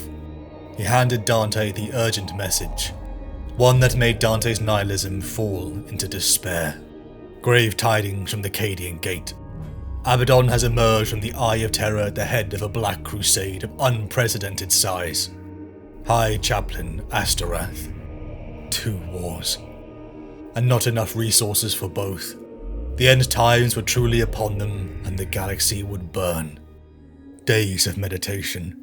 Even in the presence of ancient chapter relics, they brought Dante no comfort. Malafael brought in food, but Dante would not eat. Troubled by his lord's expression, Malafael began to speak. Before I attempted the trial on Baal Primus, I used to listen every night to the stories of your heroism. It was your example that made me dream of the stars, of ascending in the sky chariots to Baal itself, and serving in the Emperor's wars. He spoke with reverence. I am sorry you were not chosen, said Dante. Malafael smiled. My lord, serving you has been my greatest pleasure. When I was denied entrance to the chapter, my heart was broken. If I could go back to the day when I was taken from the chosen ones, I would whisper to my younger self's ear, be glad. Sanguinius smiles upon you, for you shall serve Lord Dante himself. Malafael gave Dante's hand a fatherly pat. Although Dante was 14 centuries his senior, Malafael's paternal attitude comforted the commander, but the nihilistic look upon Dante's face would not disappear. He was old. He felt weak. He did not have the strength for the battles to come. Dante turned to leave. When the scent of blood caught his nostrils, Malafael was kneeling on the ground, holding his wrists. Dante hurried to him. Malafael was smiling. The smell of blood flooded Dante's nostrils, arousing his thirst. Malafael, he cried. What have you done? A smile slow with split blood spread across the equerry's face. Master, it is time I left you, he whispered. Not now, Dante cried. Hold on, my friend, I am sorry. I should never have burdened you with my woes. It was not right. The tears fell openly. We all have to die, except you, my lord. You cannot, Malafael whispered. That is not true. I can die, and I will, said Dante. Yes, my lord, breathed Malafael, but you must not yet. While you live, while the golden mask of Sanguinius is seen on the battlefields of this awful era, you can make a difference. My lord, take my life. Malafael indicated with his hand. Take my life, my lord. Drink my blood. Grant me one last boon. Give me the angel's kiss. This is why I have chosen to die now, so that you can take on the strength in my blood. Dante hesitated. He couldn't do it. He had vowed not to, not since he had taken civilian life, only to be saved again by the Sanguinor. He met his servants, his friend's eyes one last time, and gave in. Dante drank greedily, and Malafael died with a smile on his face. The tears rolled freely down Dante's face, as he felt strength return to him. Finally, after hours of silence, Dante stood. He needed his armor. 999 M41. Dante stood in the Arx Angelicum. His towering walls and overlapping lanes of fire were decorated with mosaics, frescoes and sculptures. The fortress of the Blood Angels was equally a museum as it was a fortification. A single piece of beauty amongst a hellscape of Baal's red sands. The Lord of Death approached Dante, who had not stopped looking toward the sky. My lord, how goes the muster? Said Mephiston. His voice was dry and whispery. During true night it was stronger. Something in the chief librarian loathed the day. It goes well, said Dante. Our brothers move quickly, as they must. The High Fleet will soon be here. Time has been generous to us, but it runs out. Dante could not stop looking into the sky, past the fleet, the moons and the sun, to where the swarms of Xenos monstrosities swam in the killing depths of space towards Baal. 27 chapters. Dreadnoughts, Thunderhawks, armored companies, void ships, 25,000 Astartes whose blood sang with the power of Sanguinius. and more were arriving. It was as if the Legion of old had been reformed. Dante approached his throne. Statues representing the virtues espoused by Sanguinius lined behind him. Before him knelt chaplains and death company seniority. The variety amongst them was stark. Some shone radiant with pride and purity, others shame and torment. The interpretations of their gene flaws varied, but as now Dante passed no judgment. Chief Librarian Mephiston, the Lord of Death, burst into the chamber, bringing urgent news from a psychic vision. Dante dismissed the chaplains. Such was the urgency in Mephiston's face. "The vision was sent to me by a member of the Eldari race," said Mephiston. "I was shown Cadia attacked by a black crusade of unsurpassed size. Billions of foes, both demonic and mortal, issued forth from the eye. I saw Cadia fall, and while I watched, a sense of tragedy unfolding now touched my soul. When I woke, epistolary raceless and I attempted to find our naval scouting force. The 5th Company was psychically attacked, and has fallen to the Black Rage." Shocked silence greeted Mephiston's news. Dante's head dropped a fraction of an inch. No more than that, but Mephiston saw. Rage bubbled within Dante. So many lost. Then came the news that shook Dante to his core. Within the warp, an army was amassing. In a hellish kingdom of fire, bone, and blood. Mephiston saw the Angel Bane. He saw the demon prince of Khorne, Kabanda. "The Angel Bane means to attack us, while all the chapters of the blood are gathered. This is the truth," said Mephiston. "Not every chapter of the blood has as much restraint as ours," he finished. The Black Rage was ever more present when the forces of the blood got mustered. Dante was troubled. "Do not bring your enmity with Seth into this," Dante said. "The chapter master of the Flesh Terrors may be part of their most brutal kin, but there was a nobility in his friend, and their chapter's loyalty was unquestionable. It was Dante's vote that had saved the chapter decades ago, in judgment before their kin. High Fleet Leviathan and Kabanda. They could not fight both. "I will attempt to stop him," said Mephiston.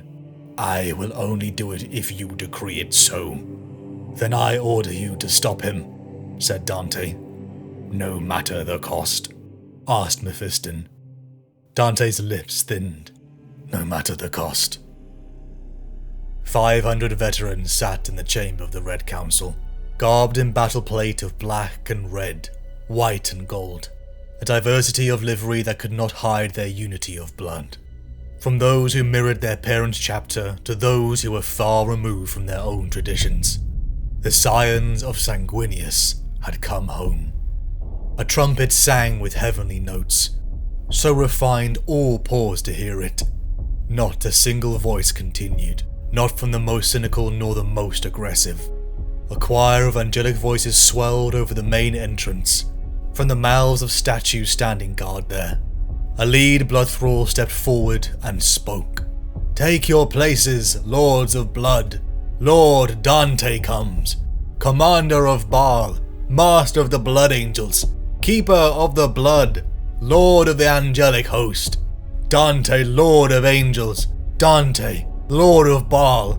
Dante, Lord of the Firstborn Sons," sang the chorus of cybernetic angels. "Dante, Dante, Dante." The doors flew open. In strode a procession of the highest and best the Blood Angels had to offer. The exalted herald of Sanguinius, leader of the Sanguinary Guard, Brother Seraphan, led the way. "Dante is here. All stand for Commander Dante," he shouted.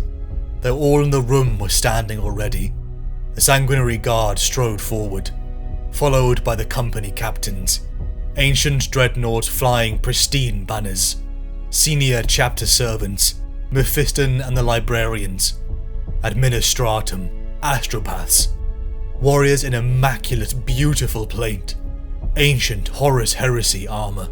All of the precious relics of Sanguinius were paraded through a crowd in court breath.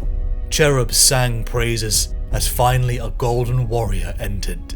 Dante, Dante, Dante.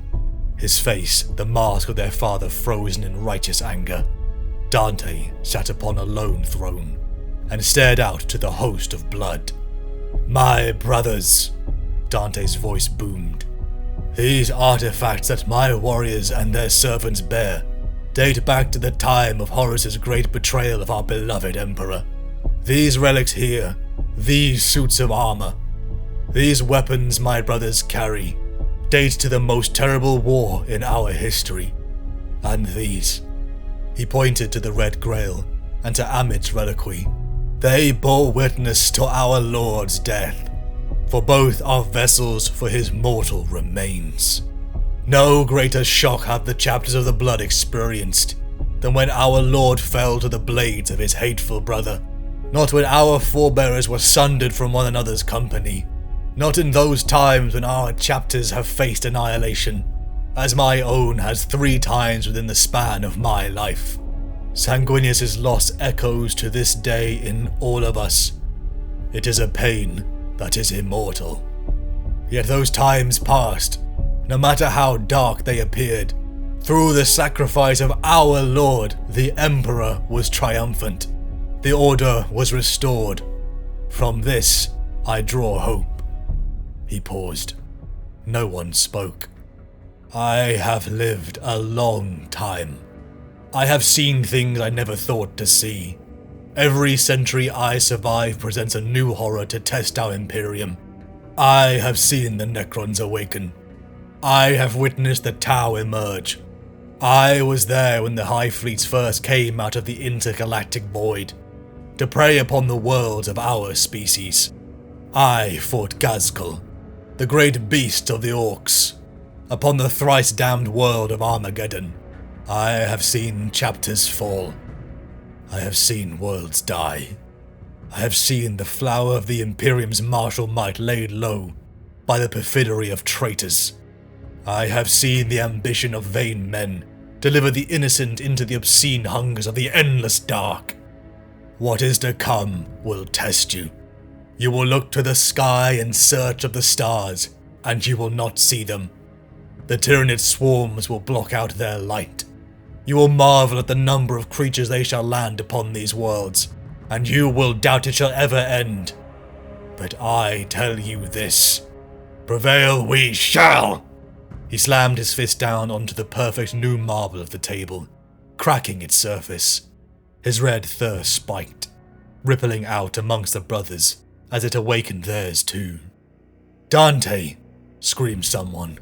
His cry was taken up. "Dante! Dante! Dante! Dante!" The Space Marines shouted, raw and raging, so very different to the pure angelic singing that had ushered the commander in. "Dante! Dante! Dante!" they roared, until silence reigned once again. Many would see no need, but Dante called the vote. He would lead only if chosen to do so. Protest came. He was their lord. He wore Sanguinius's mask, but Dante quieted them. He was not Sanguinius. He was a man beneath a legend grown far out of hand. They must choose him. The vote was counted, and with overwhelming success, they chose Dante to be their lord. "Dante! Dante! Dante!" the echoes cried. Once more the ancient heart of the Arx Angelicum rocked to the shouted name of its master. "Enough!" commanded Dante, and all fell silent. "We shall turn now to the matter at hand," he said. "The destruction of High Fleet Leviathan." A second small door opened into a room, lit by a shaft of orange light, shining through a single hole high up in the wall. As the sun sank, it crawled up the stone, and would soon be extinguished. A solitary blood angel, his helm of veteran's gold, stood guard by a simple plinth. The plinth and the tall object on it were covered in black silken cloth, with a weave so close it was smooth as water. A tight grin pulled at Seth's mouth. This was made by an Adeptus Astartes. Where did the Blood Angels find the time to make such things? "Leave us," said Dante. The veteran departed with a wary glance at the flesh terror. As soon as the door was shut, Dante pulled the cloth away. It whispered of a long, beautifully crafted cylinder a yard in length, made of gold that glowed softly in the darkening room. Do you know what this is, Gabriel? The reliquary of Amit. Seth said. Inside there is the last of Sanguinius's feathers. Any of the blood would recognize it. Even Seth's dour heart was stirred by the sight. Aye, and his blood, said Dante. He lifted his terminus honor from around his neck and pressed it into the concealed cavity within the cylinder. The reliquary hinged in half. Inside, a feather as long as Seth's arm hung suspended within the soft glow of a stasis field. Seth's breath caught in his throat. The feather was pure white. In the glow of the field he could see every barbule. Around the base of the barbs were soft down of unimaginable delicacy. Below them the shaft graduated from white to a delicate grey at the blunt tip. Its purity was marred around the top by crimson splatters, blood that gleamed eternally wet.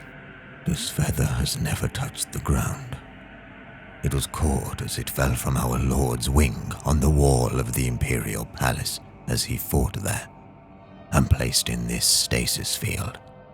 Shortly after he met his death at the hands of Horus. In all that time, the field has never been deactivated. Within the field, the time of Sanguinius's death has yet to occur.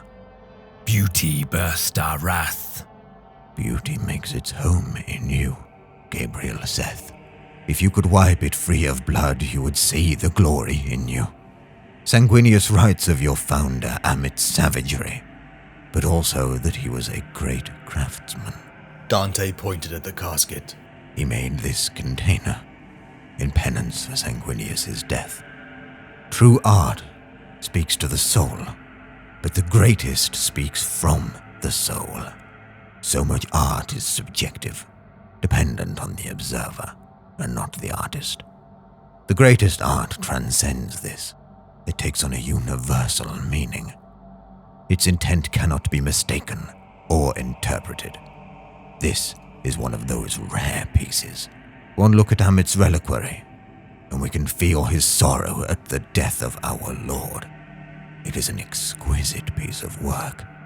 Dante removed his terminus honor from the socket. The reliquary slid shut. Dante took it up. The shaft of sunlight had gone. The chamber had faded to a pinkish grey. Dante's bloodstone glowed in the room. Dante held the relic out to Seth. It belongs to you.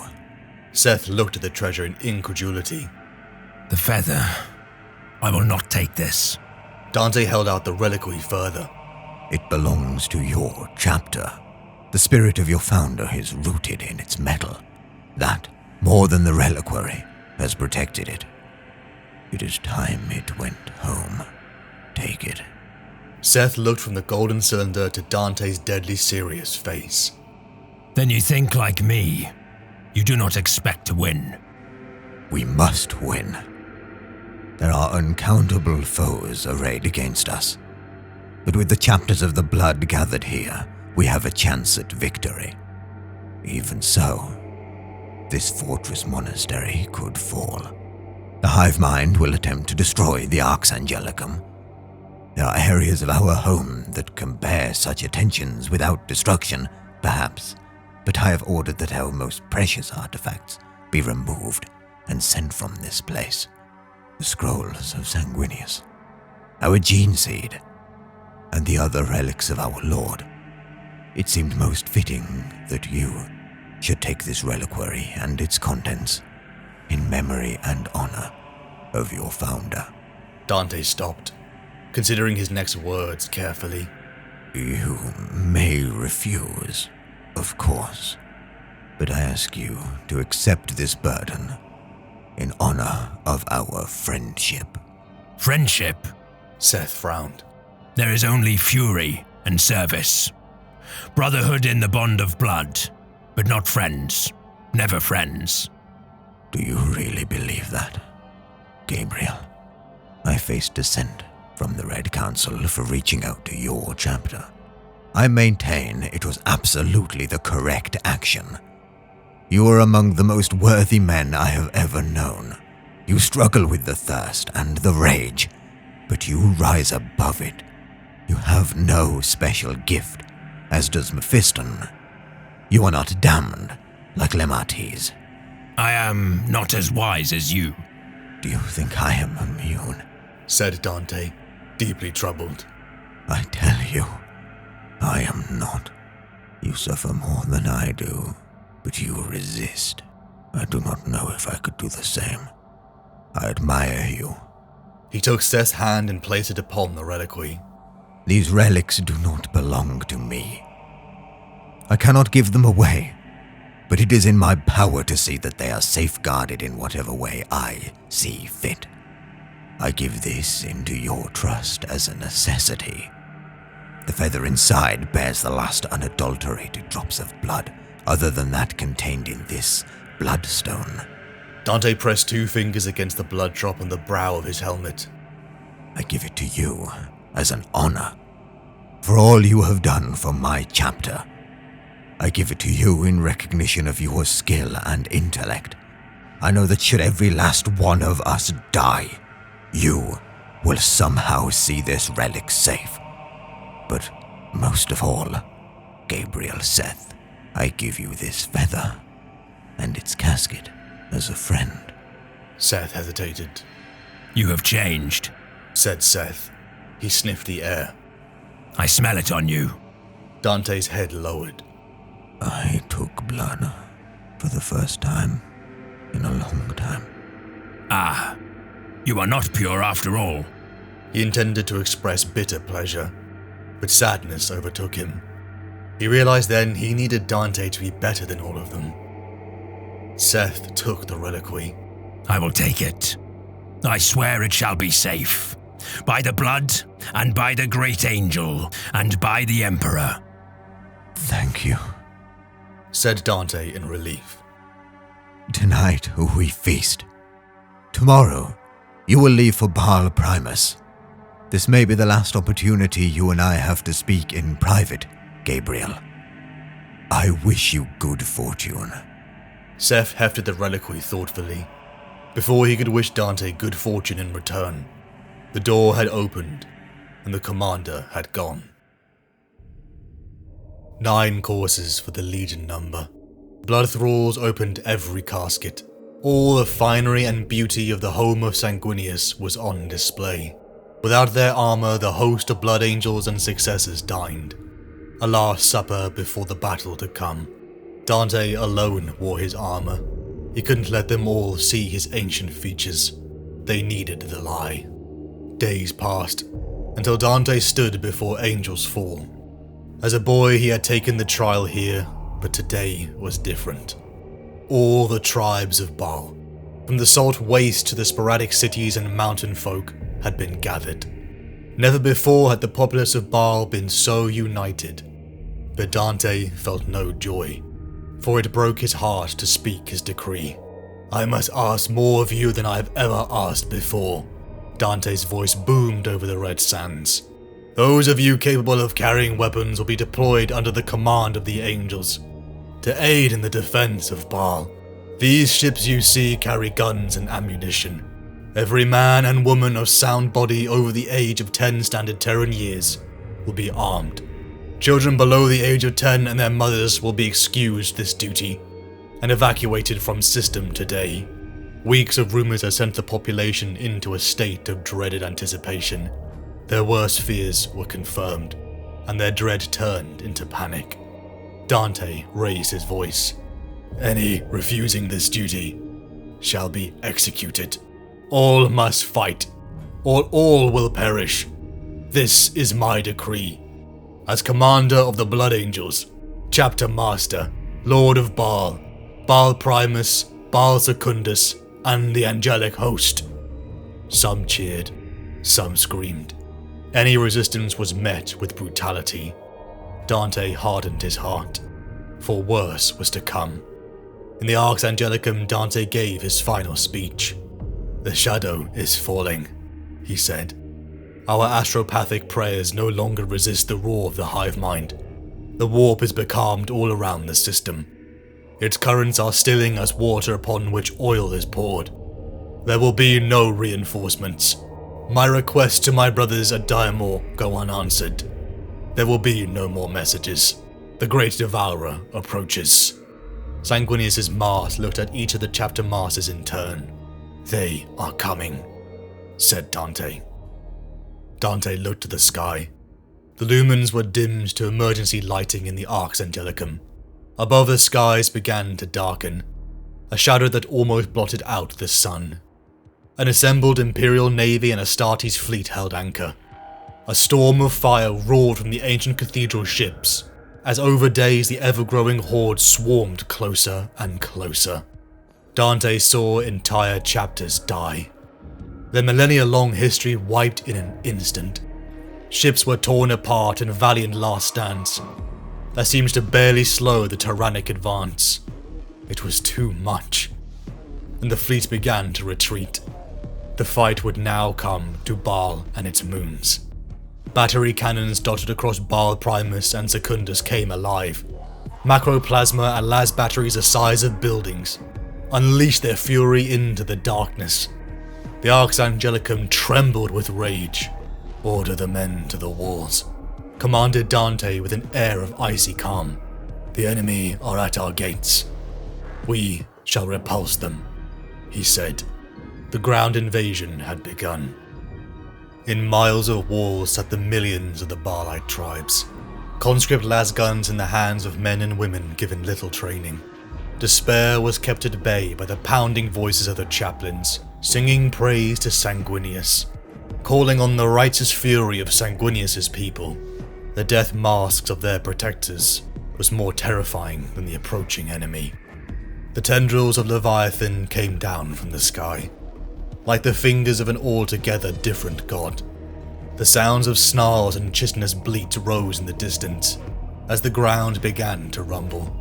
Before the walls and the red sands, a moat of innocent water rippled as the Xenos crested the horizon. Its number was unending. It was hunger itself, a mass of chitinous shell and teeth, swarming with larger and more terrifying beasts. The artillery shells barked, sending ordnance into the heart of the never-ending swarm. Blood and bodies flew, but they still kept coming.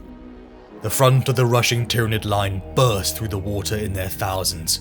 The mortal humans' fear began to rise as the line came close to first contact, then stopped. Violent Xenos screams rose in a shrill. Echoing cracks pinged through human ears.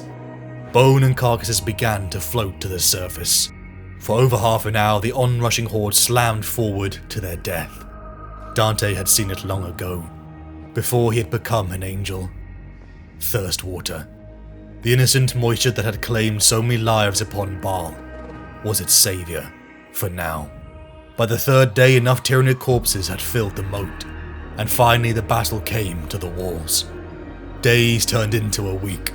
Assault after assault repelled by the masses on the walls, but at great cost each time. Dante looked out across the sands of Baal. A world of desert and hate finally felt moisture. The miles around the Arx Angelicum were soaked in Xenos blood. He saw the burning wrecks of chapter relics, and the thousands now dead in the field of horror.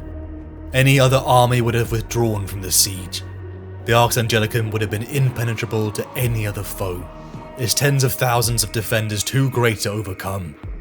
But the Tyranids cared not for death. For the first time in 10 millennia, there were enough Space Marines to man the ramparts shoulder to shoulder. Bolt guns fired from every porthole, destroying the lesser bioforms by the thousands. It was a tactic of the hive mind to pile up its dead, to render any defensive line usable, as it had done in the moat, but the Tyranids could not get close enough to the wall. An embankment of heaped corpses provided a little shelter to the advancing swarm, but there yet remained a killing field between it and Dante's wall. The line crept forwards a few feet every day, but so long as the Scions of Blood held the walls and protected the fortress shield generator, each day was closer to victory. A desperate vox call cut into the inter-chapter traffic. The wall! The wall! Carnifex brood coming over the wall! Dante was close, and first to respond. He roared over hundreds of Space Marines firing from the walls. Dante cut out his jets at the apex of his leap. He arched down and slammed his Axe Mortalis into a Carnifex's head. The Astartes around him cheered, and fought harder knowing their lord was with them. Across the walls, the corpses of the brutish Carnifexes slumped down. The assault had been repelled. If the hive mind continued this strategy, they could win, Dante thought. Dante's Vox link came alive. My lord, we have Xenos inside the fortress. There are gene sealers within the hall of sarcophagi. Dante's heart pounded. Infiltrators. Dante secured a jet bike and roared back towards the Arx Angelicum. The hall of sarcophagi housed their chapter recruits, those undergoing the transformation from mortal men to Astartes. Dante roared into the hall, the bolt guns mounted on his combat bike barking. The Axe Mortalis crackled with wrathful power. He had not ridden one of the machines for centuries, but his skill was as accomplished as when he had been a young assault marine. A mosh pit of gene sealers and marines fought desperately around the sleeping neophytes. Dante plunged into the Xenos, protruding claws of purple limbs reaching out to him. He cleaved one with the Axe Mortalis and split another, but slowly the tide turned. Dante looked around himself. He was the last alive. Fire and burst sarcophagi around him and beady eyes closing in. A whirring sound powered up behind him. Dante dropped as a rotary cannon ripped apart the last of the gene stealers. 3 dreadnoughts stomped into the blood-slick sacred halls. We could not come quickly enough to save our brothers, their leader said, his machine-moderated voice struggling with emotion. I too was late, Brother Daman, said Dante. Dante stood. The future of the chapter had been butchered. The lights went out. The power was gone. Dante limped up towards the surface as the dreadnoughts followed. He looked to the sky, seeing the shimmer fading. The void shield was down. Swarms of aerial creatures began diving towards the walls. Sabotage. They could not fight a war on 2 fronts. Dante closed his eyes. With heavy heart, he opened a battle group-wide VoxLink channel. All warriors, fall back to the Arx Angelicum. Abandon the second line, he said. The Arx Angelicum was burning. Its towers, its halls were a relic itself, now stained with Xenos and angel blood. Baal Primus had fallen. The contingent led by Gabriel Seth were retreating to the Arx Angelicum for the last stand. Chief Librarian Mephiston and the Librarius had gone dark.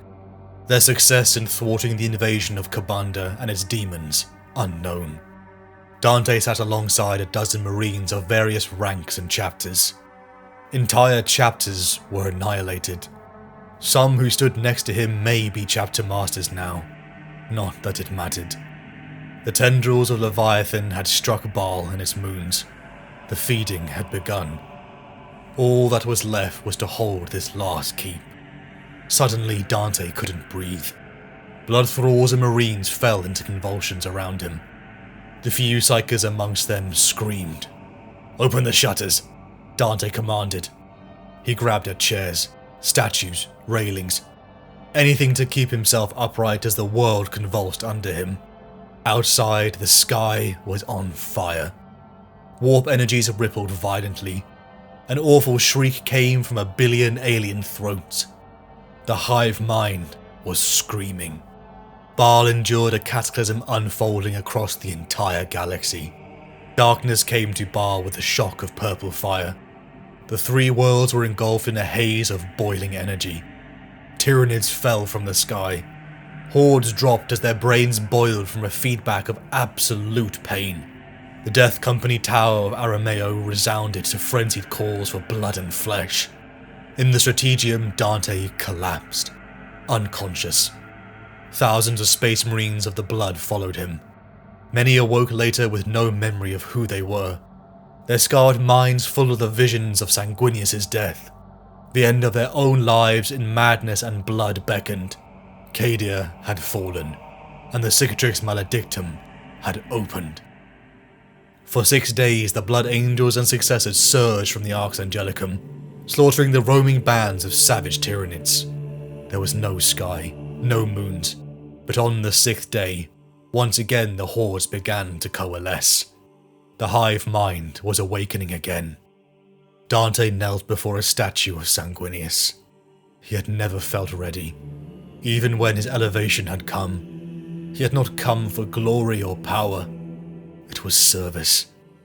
Now, after over a millennia and a half, that duty was done. The Blood Angels would end with him. Their successes in the stars would continue, but the home of the Primarch was ending. He hoped Sanguinius would forgive him. Dante stood on a raised dais in the citadel.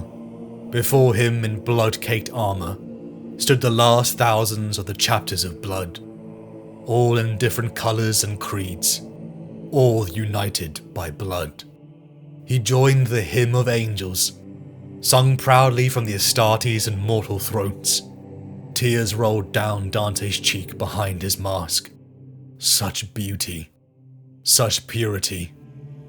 Dante steadied himself, preparing to speak to his brothers one last time. There is always beauty,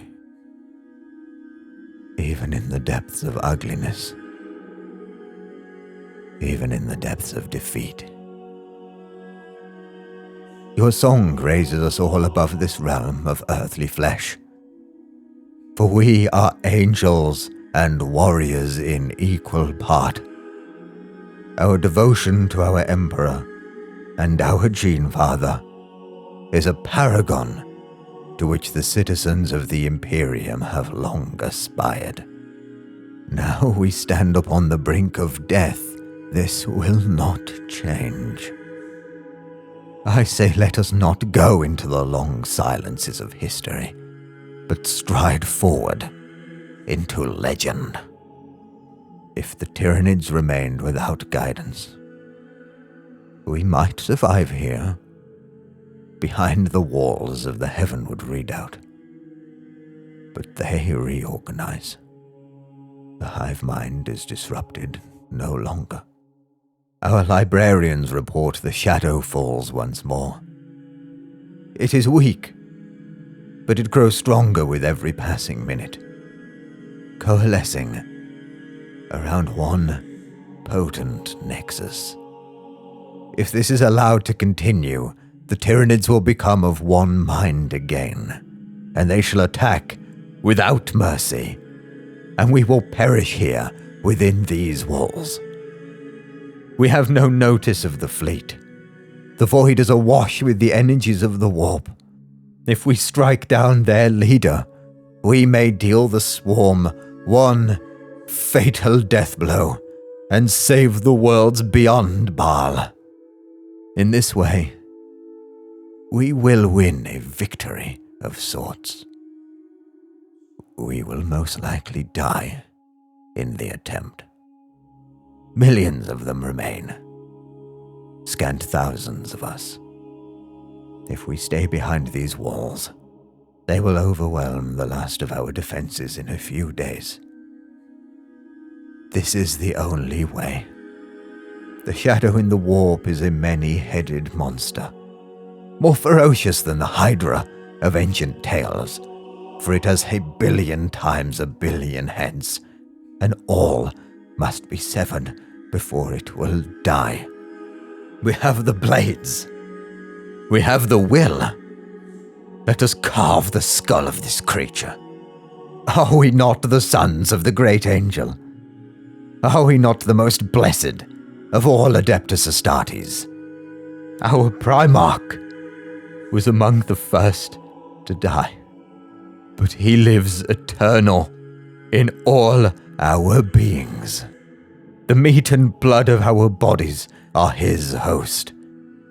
For 10,000 years we have protected his legacy within the fortresses of our bodies. We are all death company now. The sarcophagi lie shattered, their occupants devoured, and our future upon Baal has died with them. The chapter is finished here, but it is not yet dead. Our bloodline may survive in the gene seed of our brothers elsewhere in the galaxy. It may not. This question of survival is no longer ours to contemplate. Divert your gaze from the future and think of the present, of now, of what we might accomplish in these next glorious hours. For if we must go into the darkness of extinction, let us do so with our swords in our hands and the wrath of Sanguinius in our grasp. When tidings of this battle reach other worlds, let them lift up their guns and say, "We shall not fall. We shall not die meekly. Through battle, we remember and honor the sons of Baal." Who will say I? Who will raise his sword with mine? Who will bring burnished steel and wrathful soul to the slaughter, and let red ruin flow? Who will die in remembering our Lord? Our flesh may be devoured, but they cannot touch our souls. We are the most blessed of the Emperor's warriors. The soul of our Lord lives in the minds and the hearts of every one of us. We, the red-clad, the blood-hungry. We, the wrathful and the pure. We, the sons of Sanguinius, the most noble and glorious of all the Primarchs.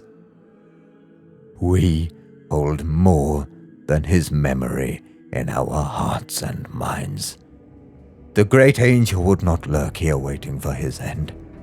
He would strike out, seeking to destroy the leader of his enemies as he did when he confronted his brother Horus. Such a choice is now ours, as it was our father's. If we do this, we shall all surely perish. But Baal may yet escape and play host to Space Marines still. You and I will not be among them. But the name of the Blood Angels and the score of other chapters who fought with us here will yet be known across the galaxy. For a millennium, I have worn this mask. So long that mortal humans on 1,000 worlds equate Dante with Sanguinius. One has become the other. I have no need of a mask any longer. I need not wear our Lord's face. He is in here, in my heart. I reveal my face to you.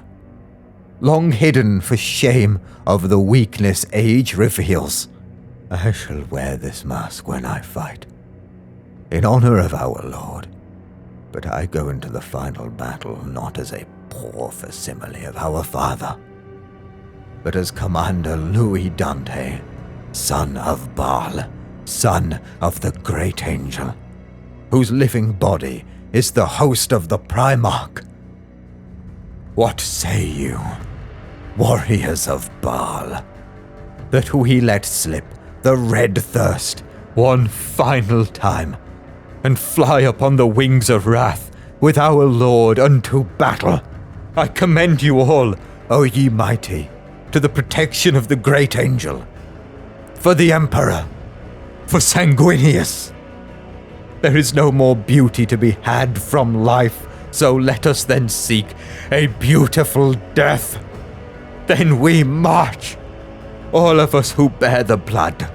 Chaplain Ordemail, summon the Amaraean Guard. Open the gates to the Tower of Amareo. Let the damned march with the damned. Wild men who caught and sang in sun in flight, and learned too late, they grieved it on its way. Do not go gentle into that good night. 12 centuries of control was let slip. Dante pushed aside his humanity and embraced the red thirst. Pleasure like a dam burst and flooded his body. The gates of the Tower of Amareo were opened. The custodian of the dam emerged first, a Space Marine champion oath-bound to remain within the tower until the end of days. Now those times had come. The ground began to shake. Cries and guttural shouts rose until a swarm of black armor rushed forward. The Death Company. Those damned by the black rage and the visions of their father's death. Pounded forwards with unmatched fury. As the damned approached, portcullises, gates and energy fields were all opened. The blood host assembled behind their Lord Commander, and two charged. Rage! Dante roared. Rage! Rage! Rage against the dying of the light! The damned slammed into the sluggish Tyranids. Bodies and viscera were sent flying. Beasts and monsters were trampled under their fury. Dreadnoughts blared their vox. Above jetpacks soared, all led by one, their lord Dante. Bombardments poured from the Arx Angelicum. The mortal defenders' last triumph, as they all waded in for their glorious death. The songs of the chaplains began throat-tearing screams, as a sea of black, red, gold and every sigil of blood chapter waded into the Tyranid horde. Dante hacked and ripped bioforms apart. Chaplain Ordamel was split in two in front of him. All around him angels were dying, and the urge to rip off his helmet and lap up their blood was overwhelming. Golden light shone from the sky, and Dante turned. The Sanguinor had come. Astartes in ghost light appeared near the chapter herald. Warriors in burning armor whose guns barked blue light. Dante knew of these. The Legion of the Damned. The sight brought Dante and the angel's humanity back to the surface. Dante blinked hard. The visions of the Sanguinor switched from the herald to Sanguinius himself. Dante darted forward, cleaving aliens apart as he made a mad dash for his lord over the blood-soaked sands. The Sanguinor held high in the sky, pointed below its feet. It was a command, and Dante followed. A deep fog grew ahead of Dante, but still he charged into it. Silhouettes of violence and light danced on his vision. Blood angels and damned legionaries locked in duels with hive tyrant beasts. Dante's feet touched a mountain of corpses, and he began to climb. It felt like hours. He wasn't sure if his mind was under a psychic attack, or simply breaking down. At times he was accompanied by ghosts from his past. A boy with a black smile. A blood angel he had executed.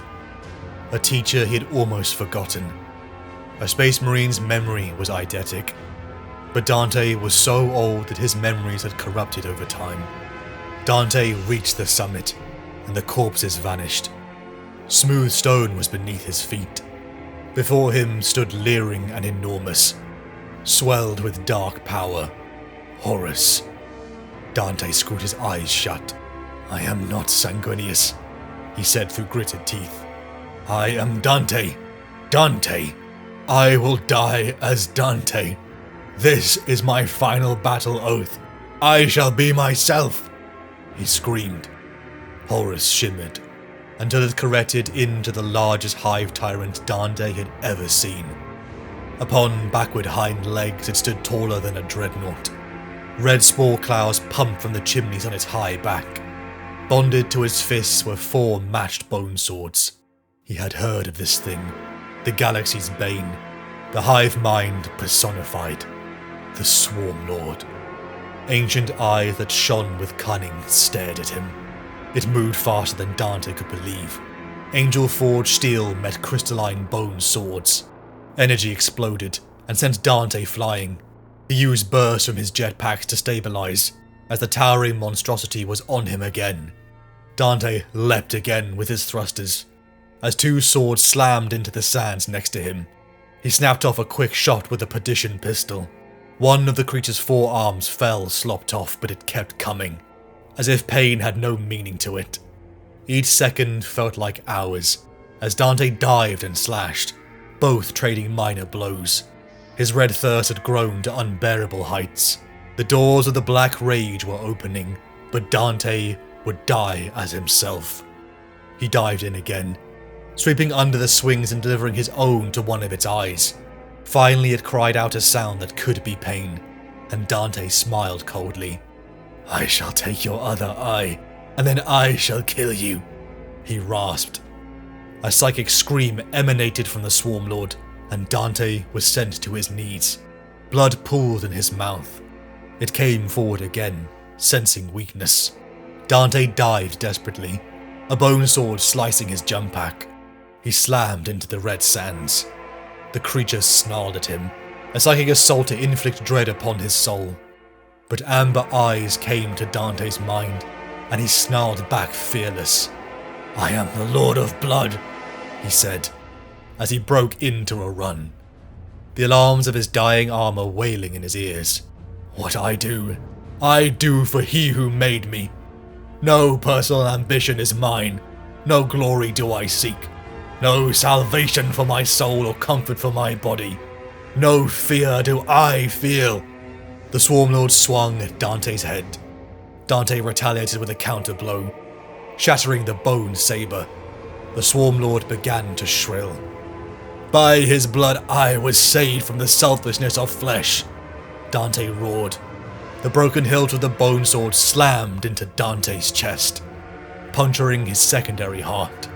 Toxins leaked from the Swarm Lord's weapon, sending spiders of agony crawling along his nerves. It lifted his body into the air and slammed him into the blood-soaked sands. The creature roared triumphant, and leered down over the broken form of Lord Dante. "My life I give to the Emperor, to Sanguinius, and to mankind," Dante spluttered. "My service is done. I give thanks. My life is finished. I give thanks. Blood returns to blood. Another will take up my burden in my stead. I give thanks," he whispered. Dante slung the perdition pistol at point-blank rage into the Swarm Lord's face, and fired. Flesh liquefied and boiled off as superheated steam. The body of the Swarm Lord bubbled. It swayed and then toppled into the sands next to Dante. The rage began to fade away. Dante felt cold. He was dying. He stared up into the stars. Once he had looked upon them as a child, tight in a father's embrace. "You and I have this time together. That'll always be yours," said a familiar voice. "I love you so much, no matter what, little one, for I am your father." Dante felt a peace he hadn't felt for centuries. He laughed as his world went dark.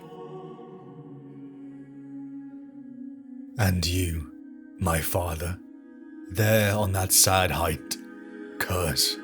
Bless me now with your fierce tears, I pray. Do not go gentle into that good night. Rage, rage against the dying of the light." Dante opened his eyes. The pain had gone. He felt like he was floating in a void. He saw the golden mask that had saved his life many times. The Sanguinor had come to him at his end of service, but the golden masked warrior moved, revealing behind him a sight that made Dante's breath catch. The face was of flesh. The wings that spread either side of his body were white feathers, not cold sculpture. His body was as real as his sorrow.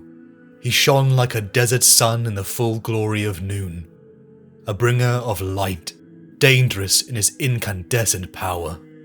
"Sanguinius, my son," Sanguinius said. "My greatest son." Sanguinius's glowing fingers traced the line of Dante's cheek. They were solid and warm, and they brought into him a sense of peace and holy joy. Tears openly wept from the angel and fell upon Dante's face. "You have suffered greatly for mankind's sake," said Sanguinius. His voice was beautiful. "You have won your rest 1,000 times. Rarely has one man given so much, Luis of Baal Secundus. You have been a light in dark times, and I would give you any reward. I would take you to my side. I would free you from strife. I would release you from your pain," said the angel. "Yes," said Dante. "Please, I have served so long. Grant me the freedom of death." Sanguinius gave Dante a look of profound sorrow. "I cannot.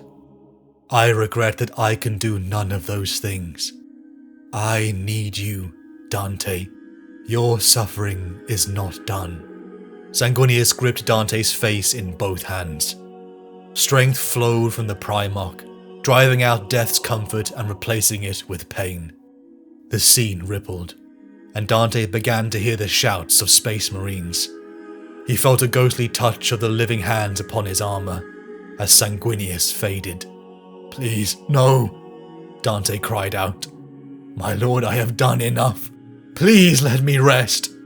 The light was dying, and Sanguinius disappeared. Dante returned to life, screaming for the mercy of death. "No, no, no, no, no, no more! Take me with you, I beg you!" Dante shouted. The smell of burnt flesh filled Dante's nostrils. A searing pain flooded to the ends of his fingertips. Captain Carlene and the sanguinary priest Albinus were above him. Dante bucked involuntarily. His secondary heart restarted, to pound alongside the first. There was still a great wound across his torso. Dante rose despite their protests. They were both smiling, and he couldn't understand why. Captain Carlene was supposed to be at Cadia. He looked older to Dante. Dante rose shakily. He looked up to see an enormous Imperial fleet above, raking through the isolated Tyranid pockets. To their side, Dante saw the clean, polished crimson of Blood Angel's battle plate. But this Marine was larger. His arms and helmet were of a pattern he didn't recognize. "They are a new breed, the saviors of the Imperium," beamed Captain Carlene. "These and our colors are not the only ones," said Albinus. "There are others, of differing gene lines." "Differing gene lines? What do you mean?" said Dante, bewildered. One of the strange warriors came forward. He wore Codex Standard Sergeant insignia. In every superficial way, he was a Blood Angel. He removed his helmet, and Dante found himself looking upon the familiar countenance of a man reworked by Sanguinius's gene seed. "We are the unnumbered sons of Sanguinius, my lord Dante," said one. "We are the Primaris Space Marines, and we have come to your aid." They led Dante gently by the arm. He limped, his broken armor grinding upon itself. Blood leaked from his wounds, but he would not allow any to help him. The sky was clearing. Along the corpse-soaked sands, Dante saw more of them. Thousands of warriors, a head taller than him. Those donned in colors of the Blood Angels, and some he didn't recognize. His mind was reeling, to the point of delusion. "Come on, Luis," said his father. "Not far now." "Da," said Dante. "Da, is that you? Look at me. Look. I became an angel, Da." "My lord." His father's face shivered away like a mirage over a desert. Albinus's concerned face replaced it. "My lord, we should stop. You are gravely wounded. Please allow us to help you. Let us carry you." "No," commanded Dante. "I will walk. No help. Not yet. I must walk." Dante limped towards a camp gate. It swung open as a warrior of his height approached. In stark blue, Cato Sicarius of the Ultramarines greeted him. "I welcome you to the Castellium, Lord Commander Dante," he said. Our lord is waiting for you." "Sicarius," said Dante. "Is that you?" "It is, my lord." "It is good to see you alive," the Ultramarine said. "Are you hurt?" "Of course he's damn well hurt, Sicarius," snapped Albinus. "Take us to him before the commander collapses." What did they mean by him? Dante thought. They passed warriors of old and new, until at the threshold Dante threw off Albinus's help. Upon a throne of pure adamantium, surrounded by hundreds of pristine standards, sat a living miracle. A giant warrior clad in blue and gold, his expression fair yet stern, a massive gauntlet upon one hand, a huge, scabbarded sword resting upon his knee. Robute Guilliman had come to Baal. There was no mistaking it. Dante had seen the Primarch before, shut away in the stasis field upon the fortress of Hera on Macragge. But here he was, alive and breathing. The Primarch's physical presence hit Dante hard. Guilliman was nobility writ large, a monument in flesh. He was overwhelming. Ignoring the hurts of his healing wounds, Dante fell to his knees with a clatter and dropped his head. "Can it really be true? Is it really you? Do you live?" Dante whispered. "Rise, Dante," said Guilliman gently. "I will not accept displays of humility from a man like you. You are one of the few in this era who has earned the right to speak to me on equal terms. Rise now." Dante grunted with pain as he attempted to get to his feet. Guilliman grasped Dante's pauldrons and bodily hauled the chapter master up. "Forgive the indignity," Guilliman whispered. "I see you are hurt." Dante nodded numbly. "Never kneel before me again," said Guilliman. "I will have you stand with me as a mark of respect. I will order you not to if I must. I would rather our relationship not function on those terms. I have no time for deference. There is much to do. Though if your pains are great, you may of course sit," he said with the ghost of a smile. Dante had to step back to look him in the eye. "I failed," he whimpered. "I called together the chapters of the blood and lost them all to save Baal. The Arx Angelicum is in ruins. Thousands of Space Marines are dead, and Baal is devastated." "Forgive," said Guilliman. "There is nothing to forgive, Dante. You stopped them. When we arrived, the High Fleets was greatly depleted and easily destroyed. As we speak, the Indomitus Crusade is scouring this system of the last remnants of the Tyranids. You have achieved what few others have, and destroyed a major High Fleet tendril. I would congratulate you, but there is nothing I can say that encompasses the scale of what you have achieved." Guilliman put a hand on Dante's shoulder. "You have saved Baal from the hive mind, Commander Dante, and with it the greater part of this segmentum." At that, Dante wept freely. I'm sorry, he said. I almost lost everything. Please forgive me." "There is nothing to forgive," said Guilliman. Overwhelmed, Dante collapsed to the ground. "The galaxy is in great peril," said Dante. He looked heavenward towards the Cicatrix Maledictum. The galaxy was cut in two. Terra's Astronomicon was lost to them. It had taken the Lord of Blood days to recover. Only now did the Blood Council meet. High Chaplain Astorath had returned from Cadia and had joined the Primarch's fleet. The warp scar across the universe so close to Baal had warped time. Cadia had fallen a decade ago for the rest of the Imperium. Mephiston and the Librarius had survived. Corbulo and Captain Carleen, along with the last sanguinary guard, stood alongside Dante. Once again, Dante had lived to see the chapter fall below 200 brothers. But this time was different. It was as the Sanguinor had said, there is yet hope. The Primaris Marines, a new iteration of Astartes, larger and stronger. and ones no longer cursed by the red thirst or black rage. Not all had welcomed these brothers openly. Chapter Master Gabriel Seth had returned the reliquary of Amit. The relic had been crucial to the Flesh Terror's survival, but it was clear that Baal was its home. The Chapter Master left Dante a warning. What were they without the righteous fury of the Angel? That these warriors were just ultramarines in new paint. Dante disagreed. He felt hope.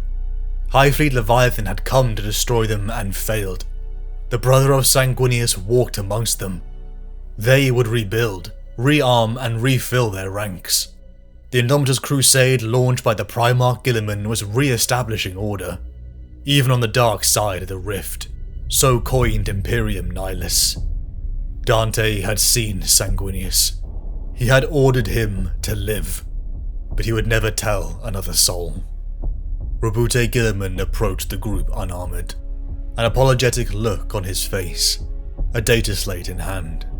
"My Lord Commander Dante, Blood Angels, may I join you?" "Of course, my lord. We are your servants to command," said Dante. He did not kneel, as the Primarch had commanded him not to, but he wanted to. They didn't speak. Both looked out to the horizon that blanketed everything in a red haze. Below, the work of an empire was rebuilding. Above on Baal Primus, a white rune sat on the southern hemisphere, a towering structure of tyrannid bone that spelled Kabanda. Mephiston and the Librarius' efforts had just been strong enough to have redirected the demon from Baal Secundus, sparing them another foe. Dante saw the sorrow reflected in Guilliman's eyes, one of a warrior that had lived long and seen too much, though Dante thought he looked more equipped with a data slate than a sword. "This High Fleet, the Leviathan," said Guilliman. "It has been dealt a powerful blow. This tendril has been wiped out. You have saved billions of lives through your sacrifice. I would say that is enough. I leave this sector in capable hands." "You are leaving then, my lord?" asked Dante. Guilliman nodded. "Soon enough. I am glad to have arrived here in time to save you. It'll make my task a little less impossible." He smiled. They shared the joke. The task was impossible. Guilliman turned his full attention on Dante. It took all of the commander's will to hold his gaze. "The Primaris Marines," said Guilliman. "There are enough of them to bring all the Sanguine bloodline chapters back to full strength.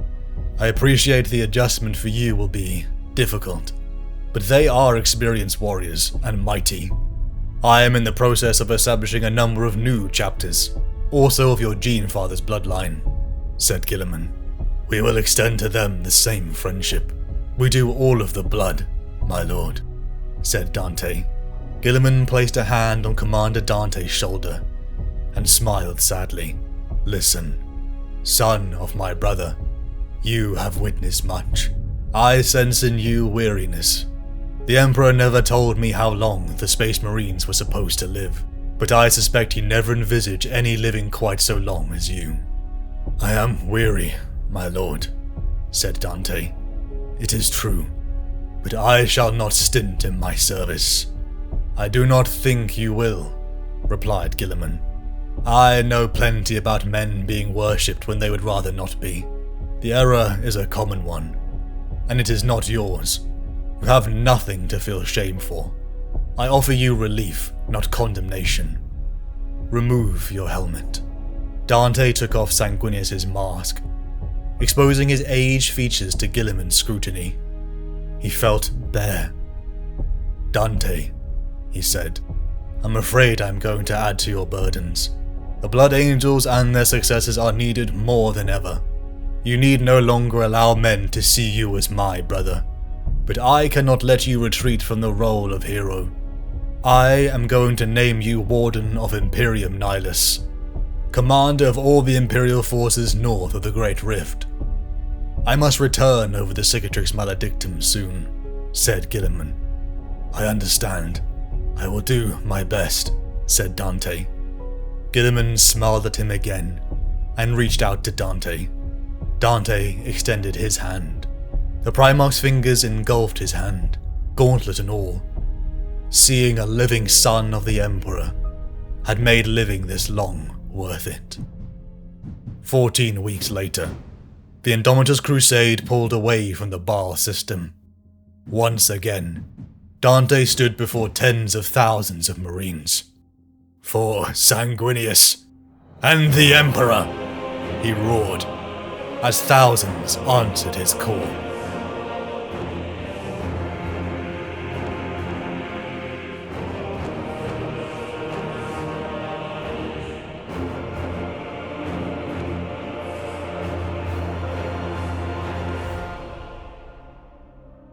Dante bled.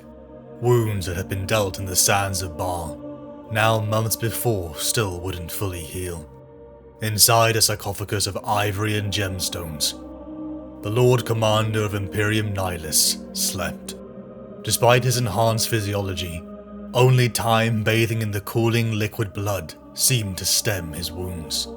Dante felt peace, until alerts sounded and the Lord of Baal was awakened. Dante coughed, spraying his 4 servants with blood. They did not flinch, but continued their ministrations, first wiping his eyes so he might see, then gently assisting him, their hands stained in blood. Dante trembled. His muscles disobeyed him. He shamed himself with his weakness. His legs gave way. "Steady, Lord," said one of his blood thralls.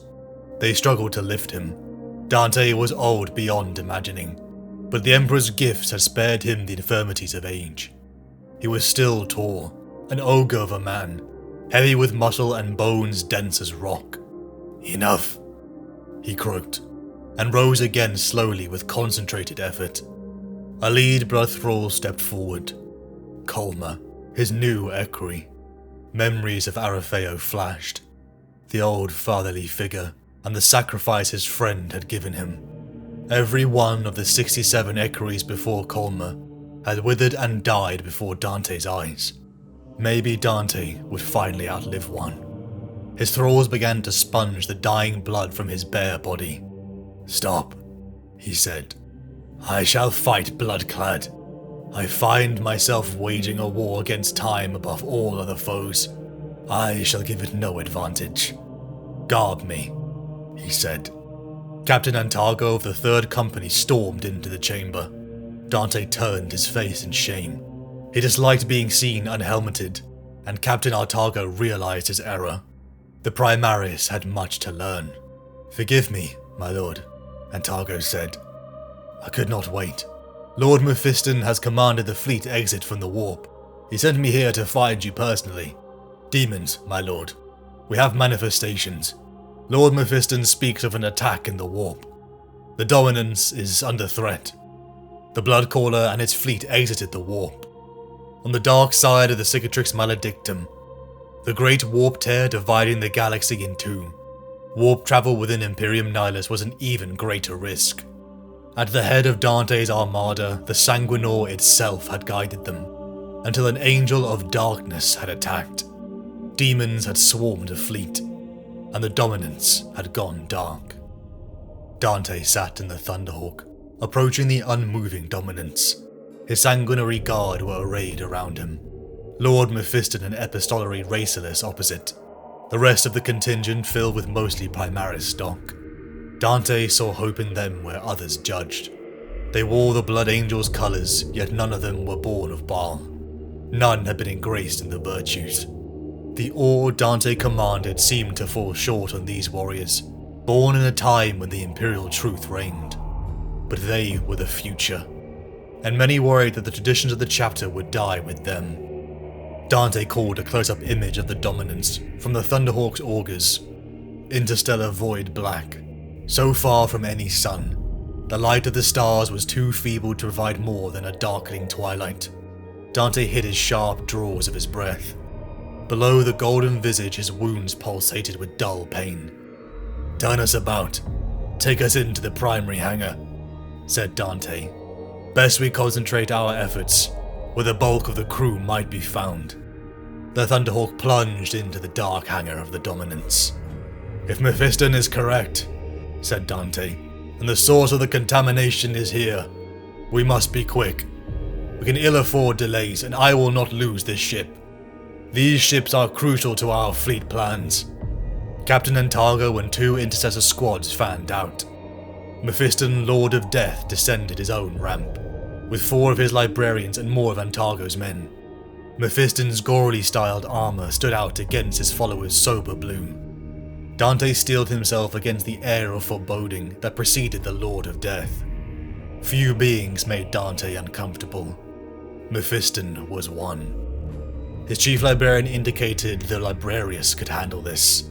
They knew, Dante thought. They had heard the whispers of the Lord's wounds. But Dante would not hear of it. Suffering was an old friend, and he could still lead. The Blood Angels set forth, pushing into the claustrophobic halls. Blood stained the walls like abhorrent murals. They followed as Mephiston directed them towards the Navigator's tower. Unseen by Dante's men, a pool of shadows split and slithered across the deck, following after. Approaching spiraling pillars, the group stopped. Mephiston and Racelus seemed to disappear. Only when Dante continued did the Lord of Death and his brothers assemble like a mirage. A barrier, a temporal line had isolated the Navigator's tower, though they could still cross. It was clearly a trap, but one they had to spring. Gunfire crackled up ahead. "We are ambushed. Move up to engage," Dante said. The Ax Mortalis crackled in the stale air as he upped the output of his disruption field. The Space Marines ran down the corridor towards the noise of battle. A dome chamber opened up ahead, where several corridors joined. Shrines were set in the upper arches between the corridor mouths. "A midship temple," said Dante. "The kind of place the Neverborn enjoy profaning." Shadows began to thrust unnaturally towards them, as Dante and his sanguinary guard ignited their jets. Dante slammed down the Ax Mortalis. There was no resistance, but it crackled with the energy of a successful hit. Mephiston and the Librarius emerged. Their power was greater, as arcane bolts slammed into the shadows and burned them out.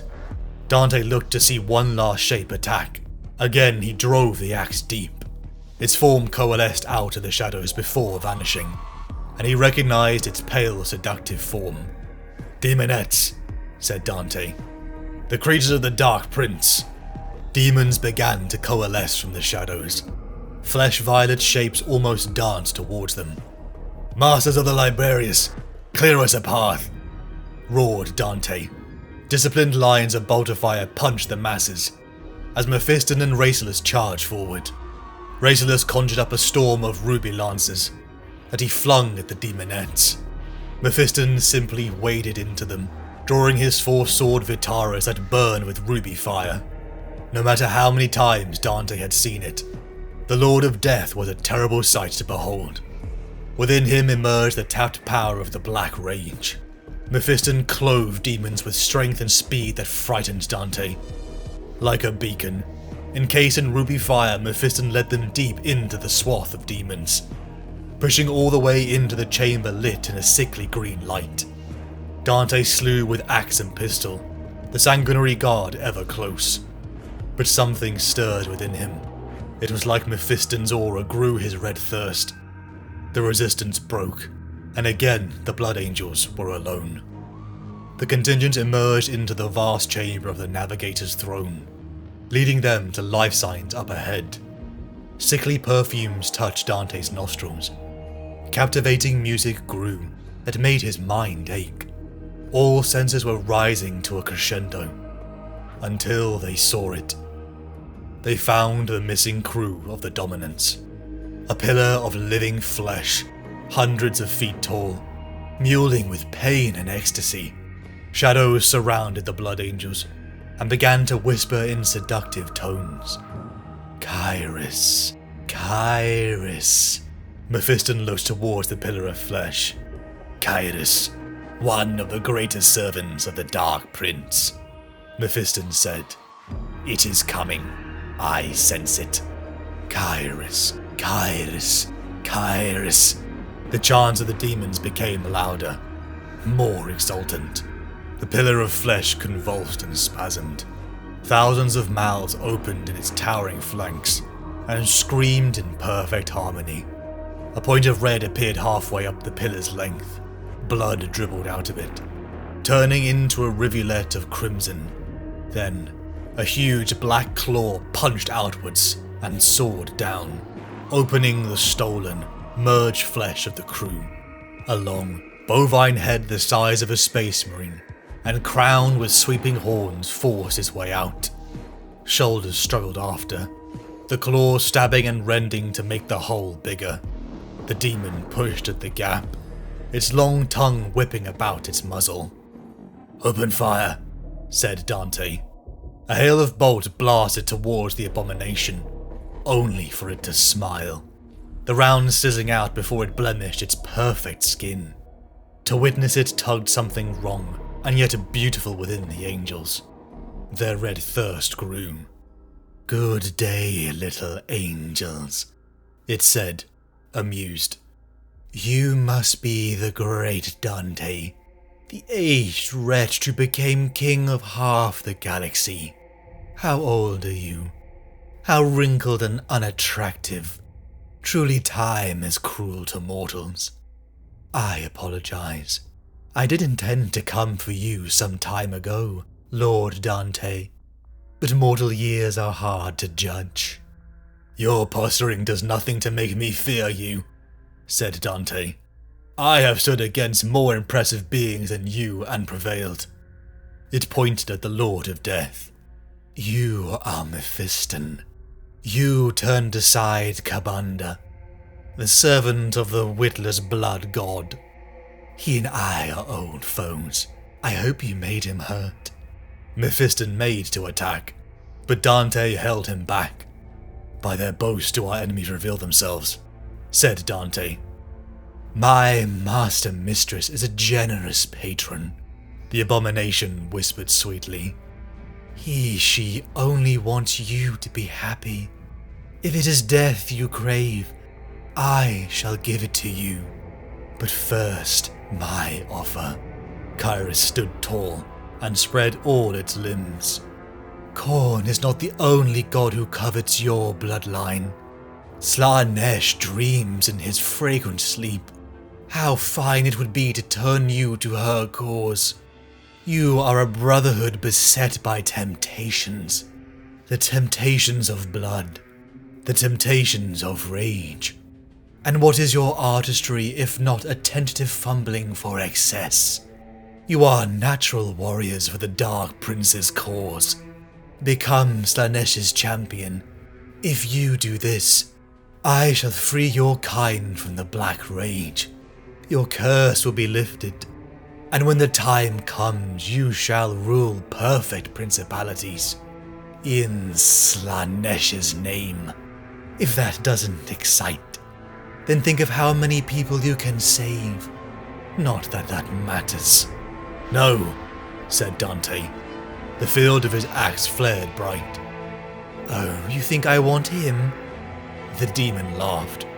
"Why would I want him?" It laughed and laughed. "Oh, I am sorry. Forgive me, please."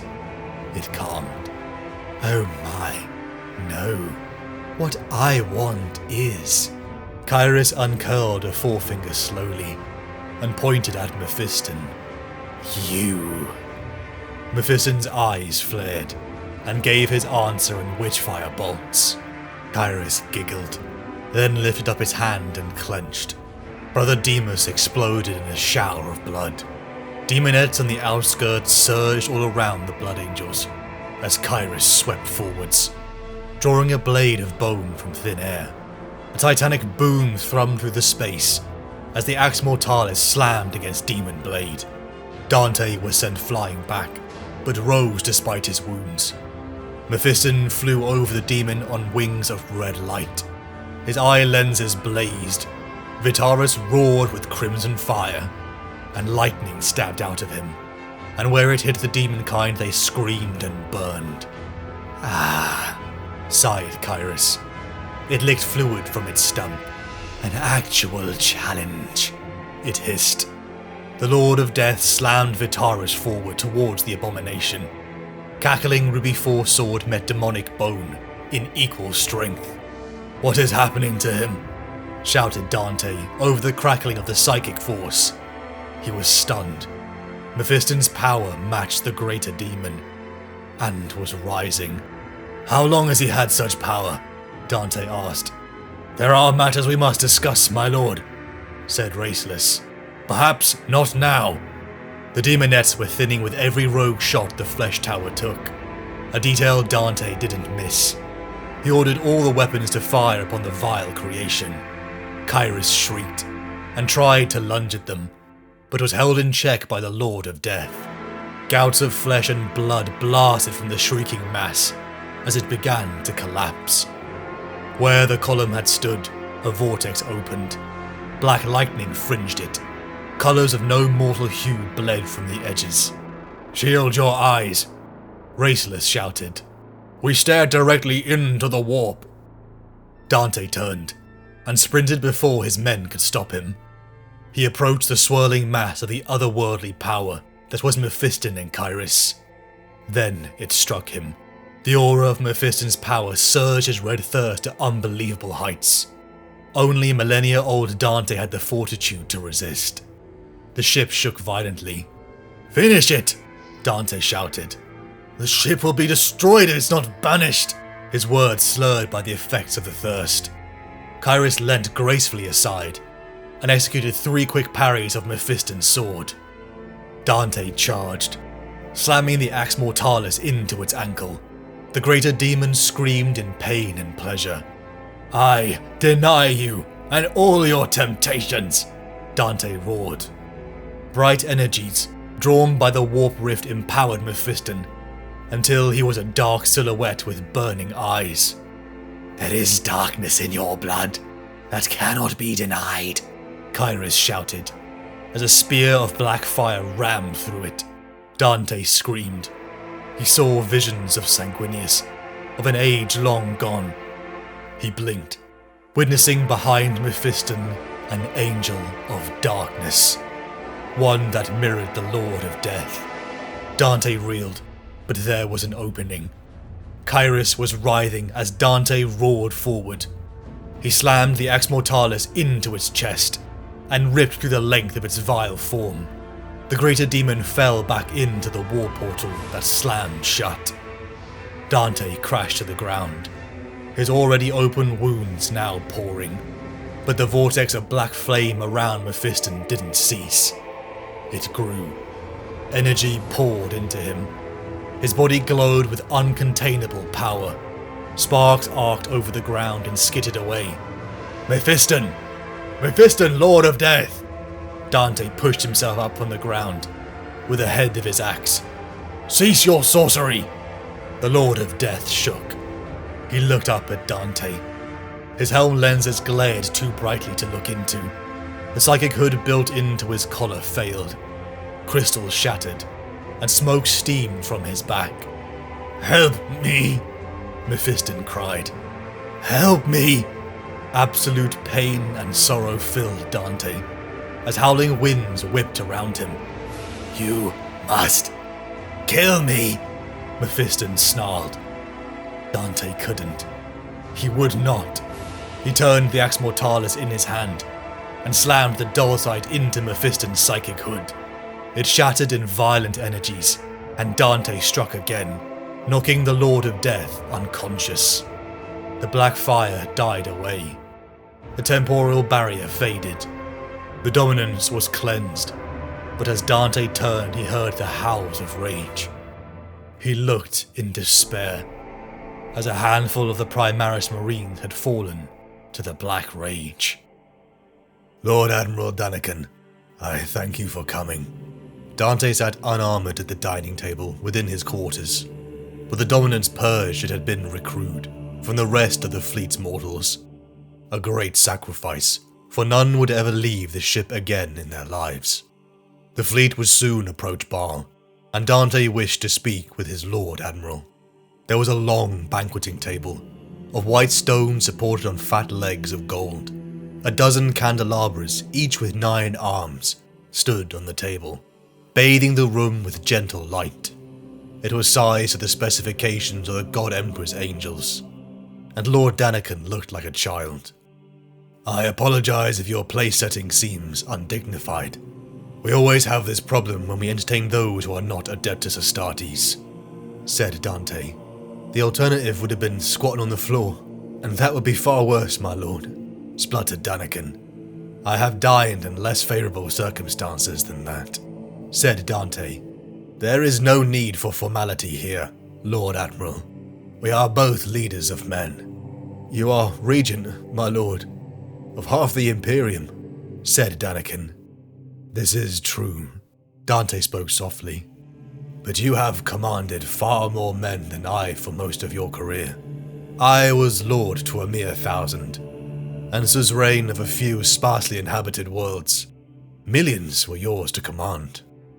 It was now that Dante began to notice the man's heart was beating fast. Sweat was beading on his skin and falling like pin drops.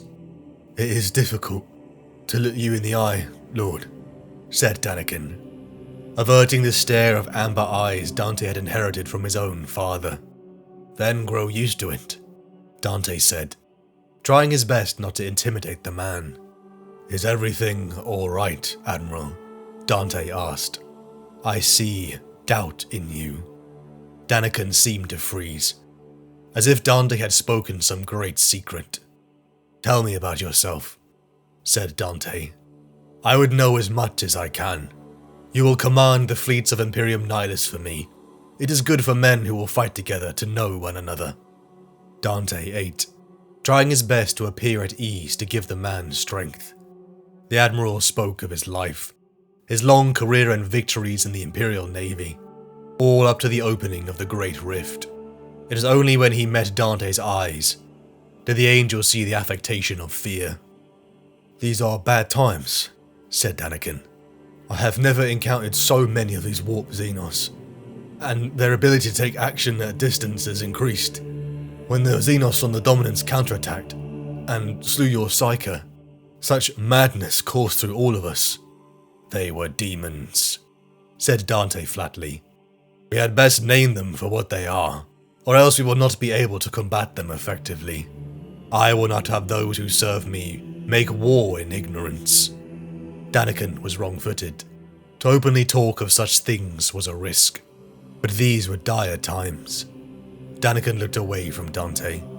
My lord, the Admiral said, I must request that you consider another. Dante stopped eating. He wasn't expecting this, not from the commander of his own fleet. Why? Dante spoke levelly. Because I cannot do it, said Daniken. The man gulped his wine, hands shaking.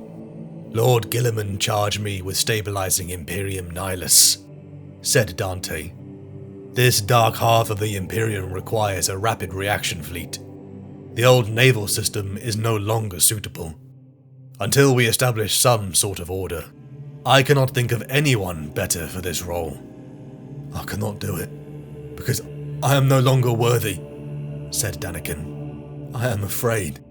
Dante knew of what he spoke.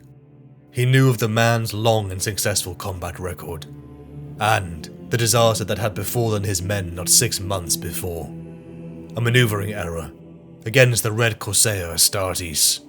The Lord Admiral had watched his bridge take the direct hit. He had watched his friends, his valued subordinates, all he knew burn alive. There had been a Daniken who was charismatic, one loved by many, a fiercely loyal servant of the Imperium, but that man was gone. Dante knew the look in his eyes. He had seen it many times. This man was broken, paralyzed by fear, haunted by the lost. To be the survivor when all others had died was something Dante knew well.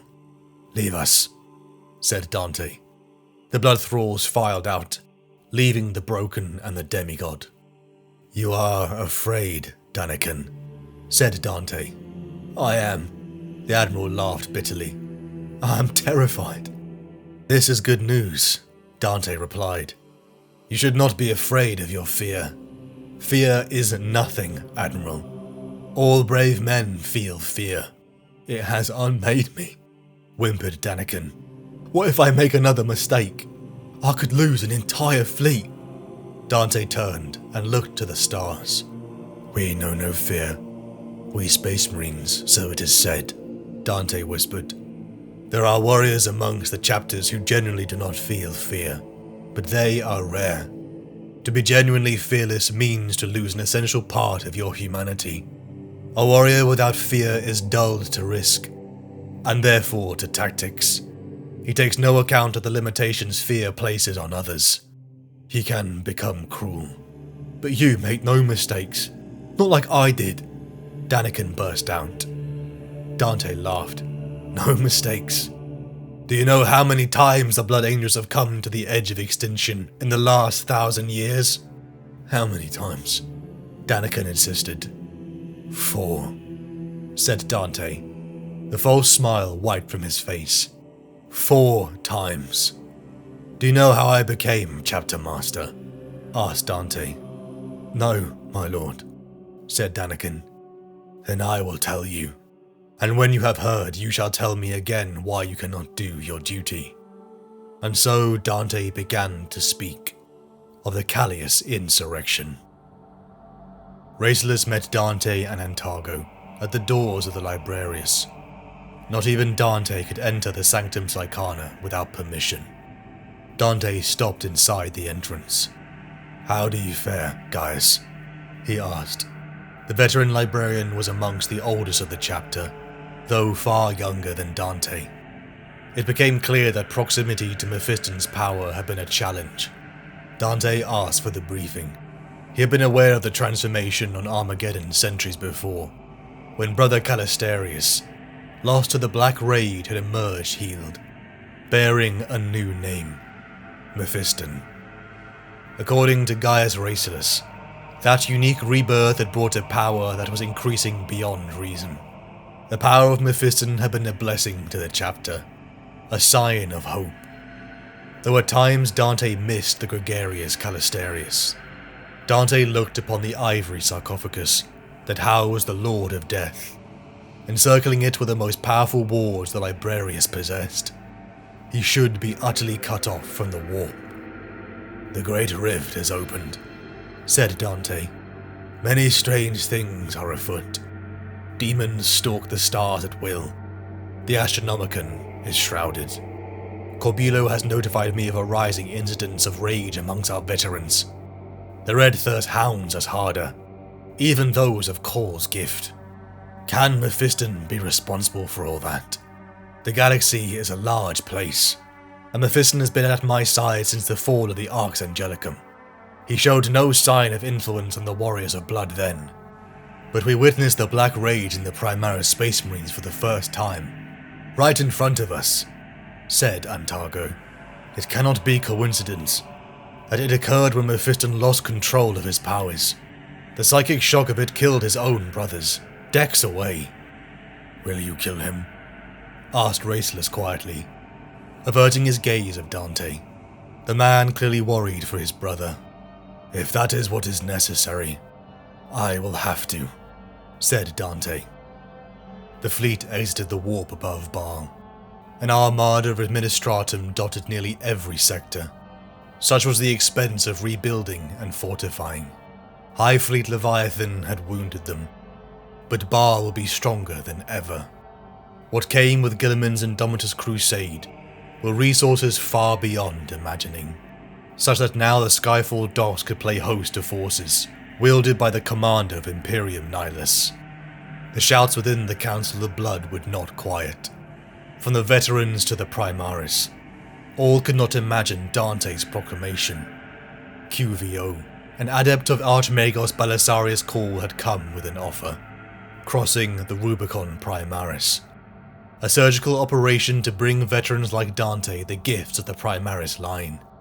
But the survival rates were low, not counting in the factors of the Blood Angels' divergent gene line. Dante would not allow his brothers to undergo something he himself would not endure, though they all protested. They could not risk their Lord Commander.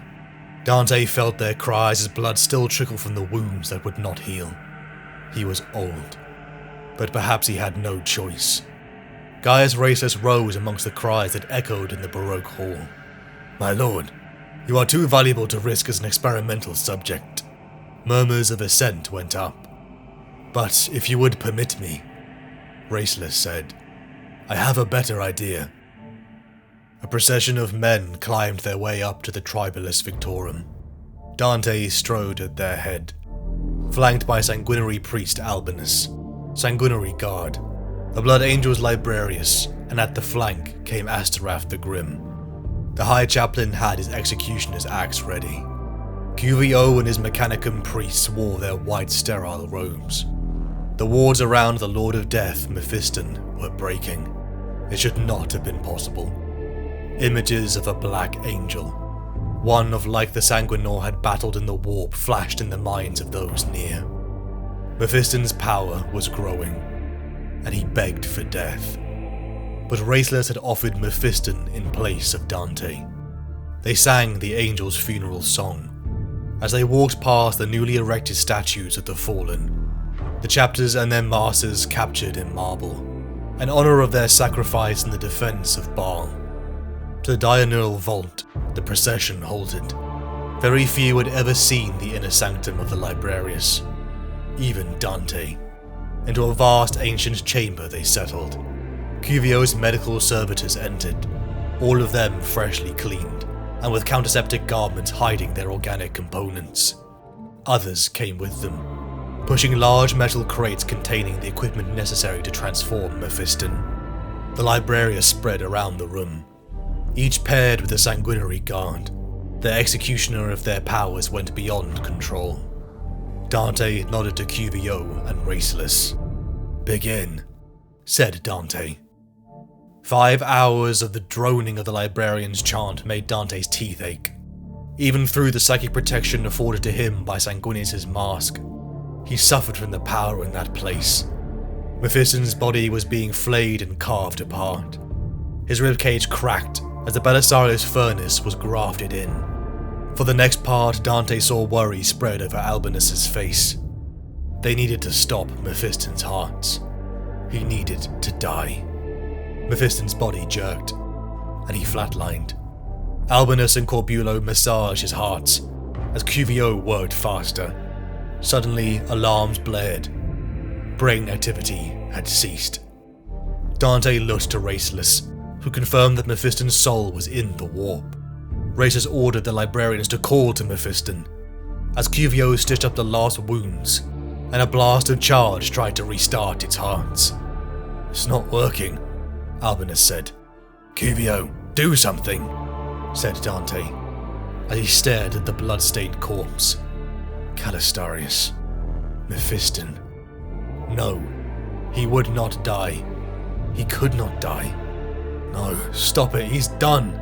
He's dead," Albinus decried. "I will not," said QVO. "They said Manius Calgar would die, and he did not. Mephiston will live. You have relics in these vaults. I require more power." "Do it," said Dante. Arcane cables and nodes were locked into the corpse, sparking the room with violent blue energy. Nothing. Then a Librarian cried out. His eyes glowed with power until his head exploded. Mephiston's corpse began to rise. "By the great angel," said Raceless. "I feel him. He is coming back." But his face changed from joy to horror. "He is changed. By the angel, what have we done?" He looked at Dante. "We have failed in every way." Mephiston's body rose into the air. An explosion of energy roared from him, as Dante and the others struggled to remain on their feet. It was like the heart of a star. Black fire and the image of a dark angel flashed, as Dante felt the black rage building within him. But with a thunderclap, the energies vanished, and what stood bare was the reborn Mephiston. He was taller, stronger, perfect in form. "He lives. He is Primaris," whispered Albinus. Mephiston knelt and closed his eyes. as if he had shut off a valve. The vision ceased. The beginnings of the rage vanished as quickly as they had come. "We should kill him," said Astarath, clambering to his feet. "We should be done with this. He has always been a danger. Look at this." "Wait," said Dante. Dante approached. He remembered Callisterius, the warm and bright man replaced by a figure that terrified him.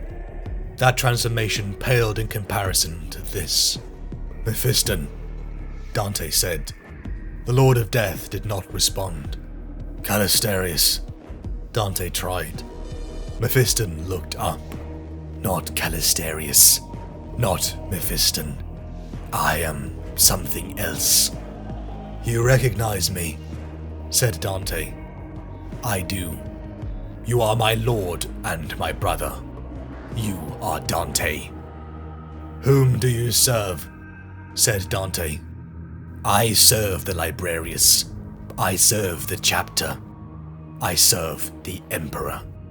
He got to his feet. "I serve mankind." "Raceless?" Dante asked. "It is him, but it is also not him," said Raceless. "Kill him," said Astarath.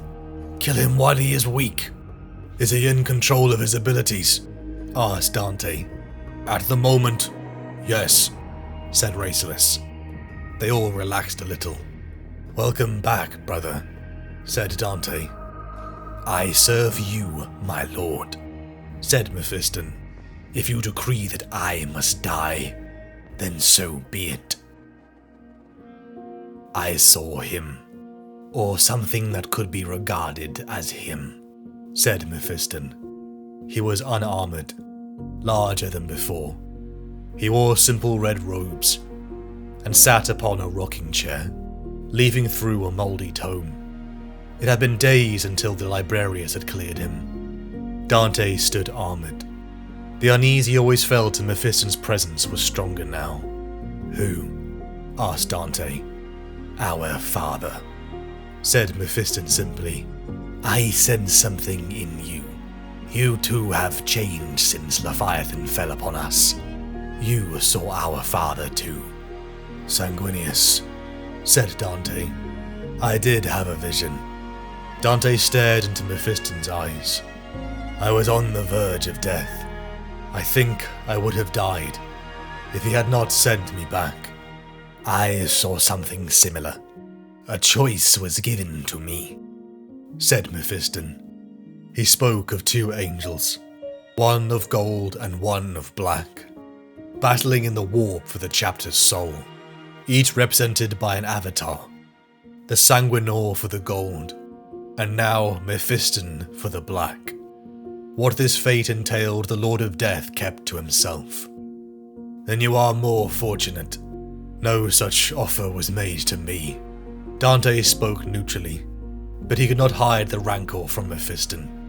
"You are ready to rest," said Mephiston. "I have seen more war than any being should have to," said Dante. "There is little in my life but despair. What we saw, both of us. It could not have been Sanguinius. He is dead.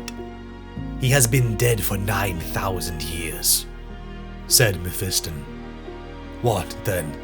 Is it more likely our sense of duty brought us back?" said Dante. "Duty is my undoing." Dante paused. Could it have been him? Could he persist somehow in the warp? Mephiston shrugged. "You do not think it was him?" said Dante. "I could not be certain." Dante looked to the Lord of Death, seeing his pale skin, his features once striking now cast in shadow. And yet he and his brother had been cast back, sentenced to live, for only in death does duty end. And their father had shown that there was more for them to do. Mephiston could be a threat to the chapter, but Dante would let him live. He believed in him, that Mephiston had survived for a reason, just as he had done. The Rubicon had been crossed, though at great peril. QVO had been overjoyed with their success, but Dante refused the offer for himself, for now. His counsel was right. He was too important, not whilst Imperium Nihilus was cut off from the Emperor's light. Dante once again strode aboard the Dominance. Genestealer cults had amassed to the north in the wake of Leviathan's failed assault on Baal. The planet Ronetti and its system, if left unchecked, could call the tendrils to new feeding grounds. The armada of the Blood Angels set course. It was once again within Dante's quarters that Admiral Daniken arrived. For weeks Dante had enjoyed dinners with the man. He believed the feeling was mutual. Each night by exquisite dinner and candlelight, Dante recalled the Callias insurrection. He was only a young captain when the Black Legion ambush came. He recalled the close quarter struggles, the death of the chapter's captains and his predecessor Remiel, the despair of losing his closest friend Lorenz into the vacuum of space. The argument spilled from Dante, a plea to the man to keep going. Daniken was a hero, whether he felt like one or not. Even if it was a lie, he must live it. Dante wondered if he was trying to convince this man or himself. Then you were saved by the angels numinous. You did not escape yourself, said Daniken. We would have died without them. The point of this tale you are telling me, Commander, is that your heroism was not a deciding factor. You know what I am telling you. You are not a foolish man, Admiral. I made mistakes. I almost died. I lost good men. I nearly lost my brother, Lorenz. There were no noble last words, no touching sentiments exchanged. He was with me, then he was not. The last I saw of him, he was being driven apart from me by the enemy, his hand black from void exposure. It was only days later, and by chance, that he was recovered from deep in space. So far into suspended animation, he was almost dead. I was convinced he was gone. That hurt me greatly. He fell quiet. Daniken watched him closely. You are surprised, Dante said eventually. After all I have said, do you still not think us capable of emotion? Brotherhood is the foundation of the chapter. We feel the loss of our comrades deeply. Lorenz was with me from the beginning. He was the last from my intake. He was my friend, and my insistence on making for the command deck led us into a trap that nearly cost him his life. Dante sighed. And yet, despite my stupidity, shortly after the angels numinous came to our aid, I was made commander. The decision was far from unanimous. Sometimes we find ourselves where we are not because of what we do, but because of circumstance. I did no great deeds to be elevated to commander of the Blood Angels. I simply survived. All my achievements come hand in hand with tragedy. All of them come with errors. I have made mistakes. You have. But you can recover from yours. You are a space marine. Dante's voice rose a little. He had a beautiful voice, like strong music in soft mountain airs. What does that mean? Nothing. We are both men, you and I. Courage runs in every human's veins. I, too, was not worthy. Others believed I was. Subsequent events seemed to bear out their opinion. I fought because I had to. I served because I must. I made errors. I learned much from them. And still, the chapter nearly perished while I was its master. Eventually, I became worthy. Because I had to be so. Because it was expected of me. I am not you, said Daniken. Defiance crept in his voice. I am not me either. Look at me, Admiral. Daniken could not. He dropped his eyes. I said, look at me. A feral growl entered the back of Dante's voice. The Admiral raised his eyes painfully slowly. What am I, really? is Dante? Is he the boy from the tribe in the sand? Is he the Emperor's unthinking servant, his executioner and his vengeance? Is he instead a being with thoughts and choices of his own, not a tyrant, but a just and noble protector of humanity? Is Dante a hero? Is he a monster? Does it in fact even matter to those who call out for my aid, who is truly beneath Sanguinius's golden mask? The people of the Imperium do not see me when I come to their worlds to free them or to slay their oppressors. They see our Gene Father. They see Sanguinius. Dante is a construct. The stories about me are fabrication. The tally of the foes I have slain grows with every retelling. If you were to read all the histories accounting my actions, you would realize quickly that even with my life being as long as it is, I could not possibly have been to all the places they say, or fought in all the battles I am supposed to have won. Look more closely at the stories, and you'll see that I am in several places at once. Impossible. But to whom is the truth of interest, apart from the Lord Regent's historiators? To whom, indeed, is it useful? It is useful to the Imperium that I am feted as I am.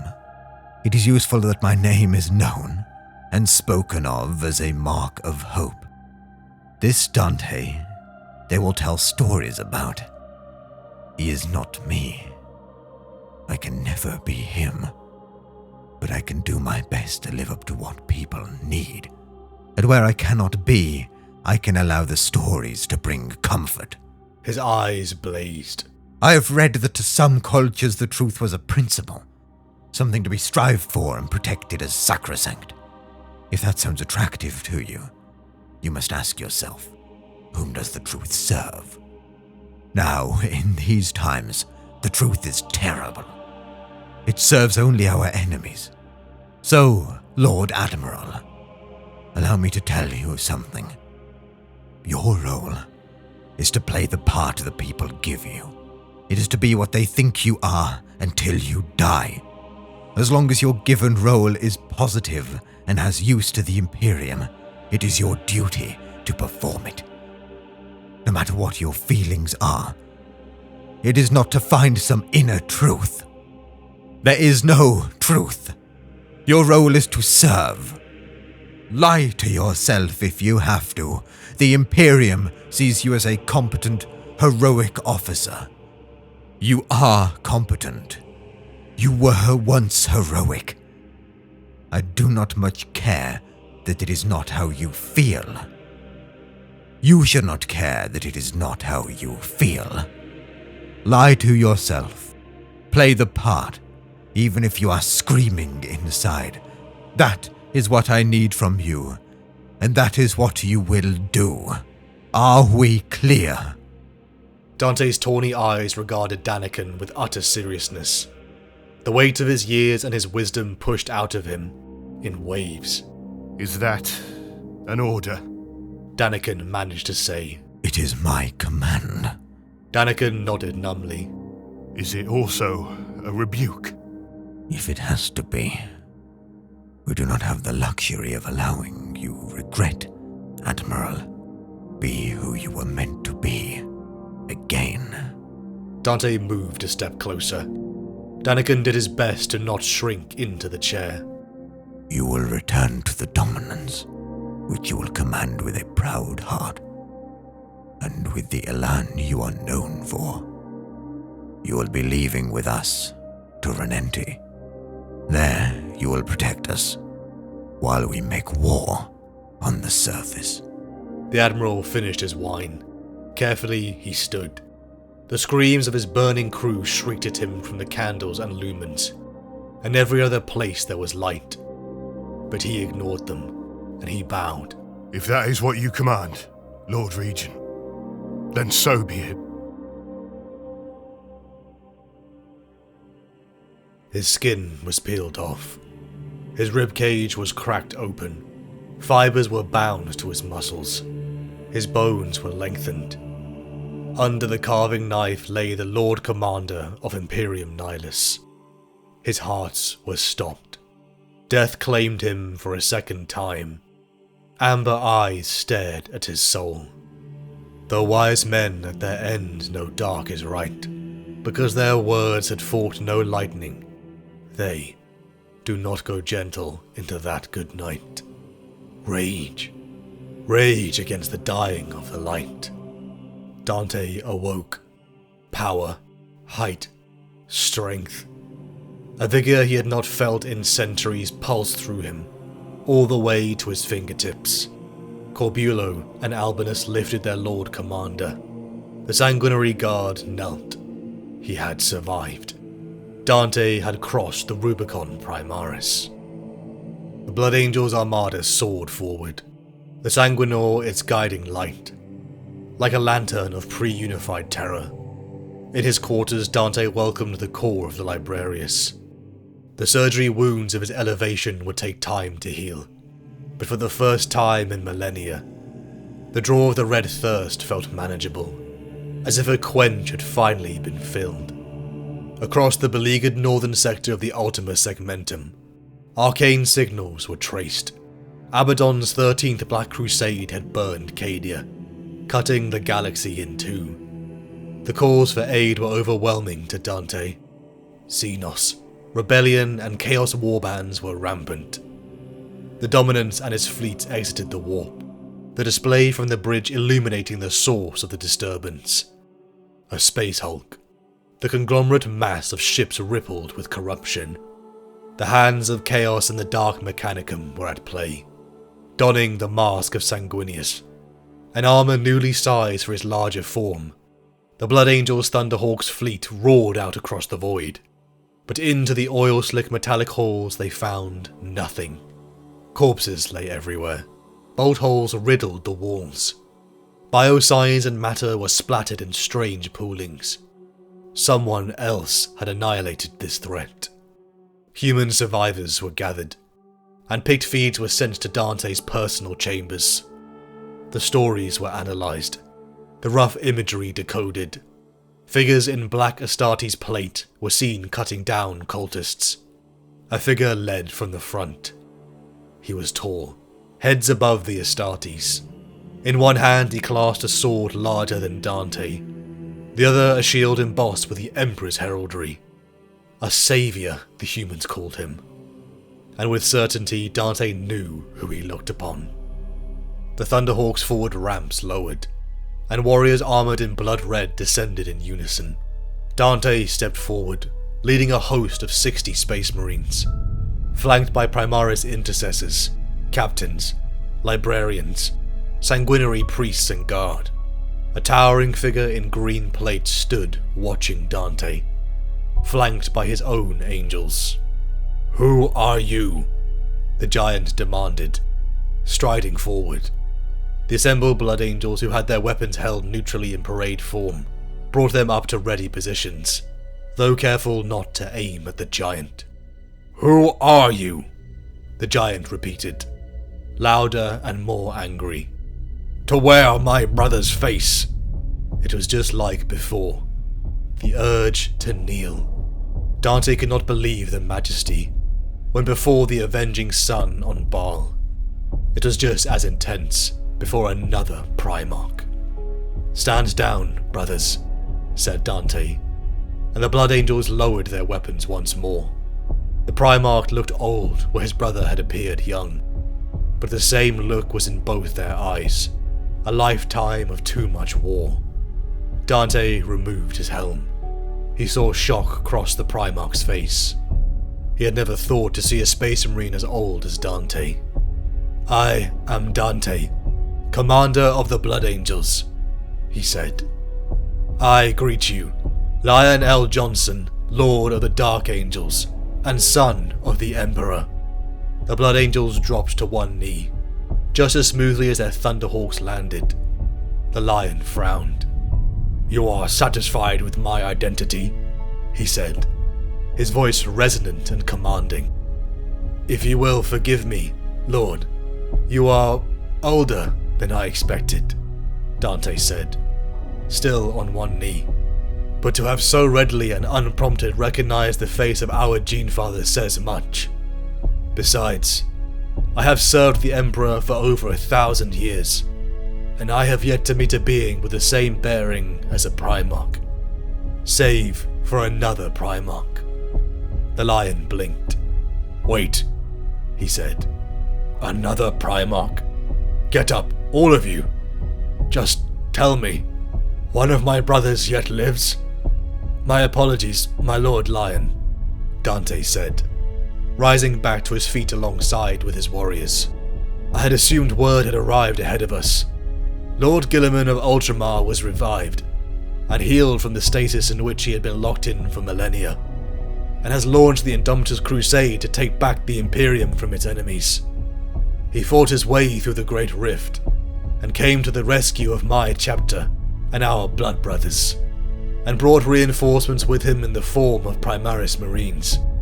A new breed of warrior developed over 10,000 years."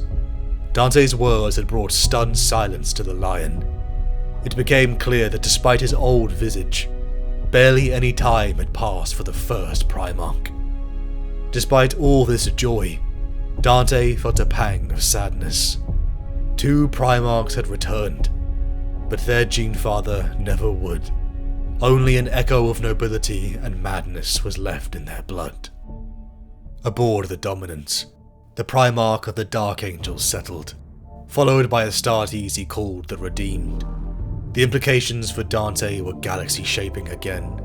On the red sands of Baal, lying at death's door next to the Swarmlord, he could have never predicted that 2, let alone 1, of the great angel's brothers would return to the Imperium. The lion sparred with his sons in the halls, and it was a sight that made even Dante stare. Where Guilliman had always seemed most deadly with a data slate in hand, the lion was a warrior. The martial aspect of the God Emperor incarnate. The Primarch joined the Blood Council, as a new threat had emerged.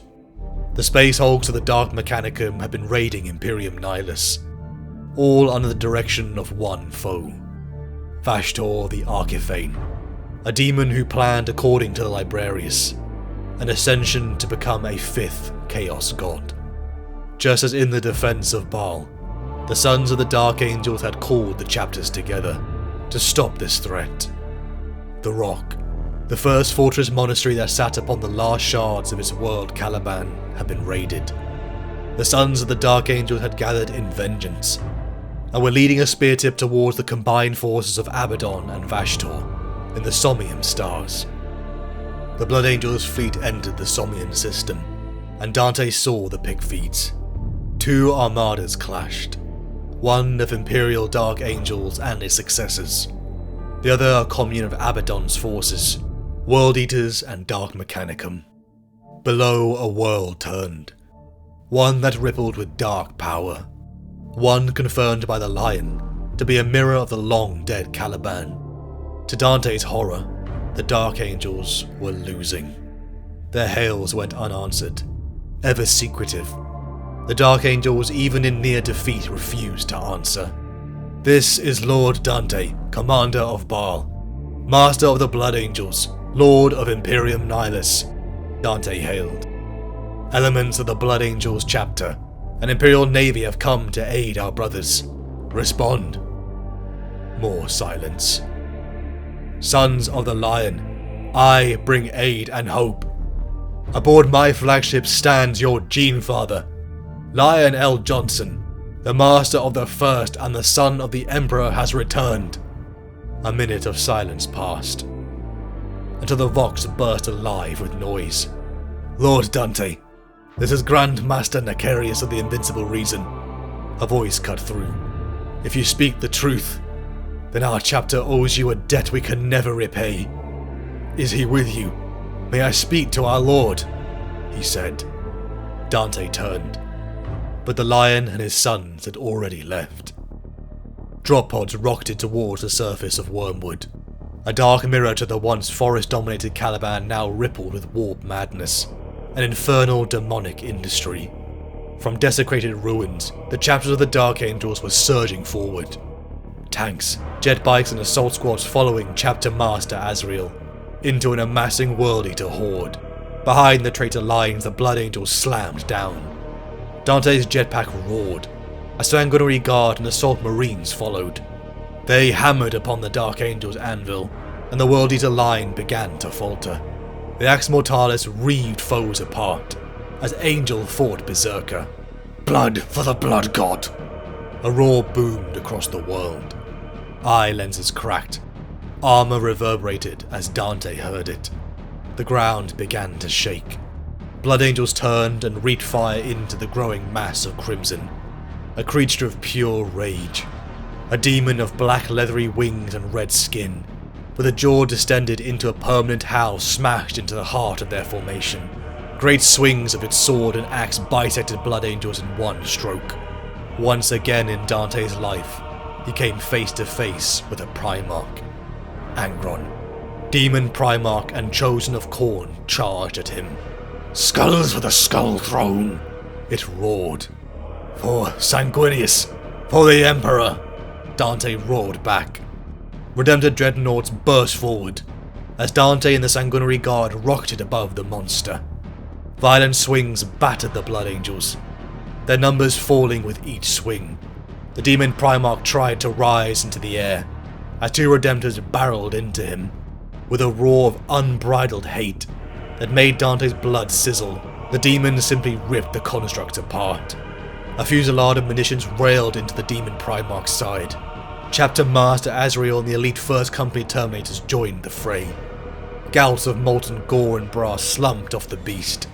Amongst the corpses of angels, Dante again soared into the air. He raised the Axe Mortalis and rocketed down for a death stroke. A shockwave rippled as demonic Spinegrider met Axe Mortalis, sending Angron staggering, but Dante flying into a stone column with a sickening crunch. Angron bellowed in triumph and prepared for the killing blow. Dante heard the screams of Azrael, but his body wouldn't move. Curse, bless me now with your fierce tears, I pray. Do not go gentle into that good night. Rage, rage against the dying of the light. Mists began to coalesce. Shoots of thorns and budding greenery sprouted. From amongst the silhouettes of trees, a warrior emerged and stood between Dante and Angron. The Dark Angels were stunned to silence. Once again, Dante's life was saved by a son of the Emperor. As the lion stood before him, Dante lifted his head, to see even Khorne's champion Angron hesitated. Then the demon roared and charged.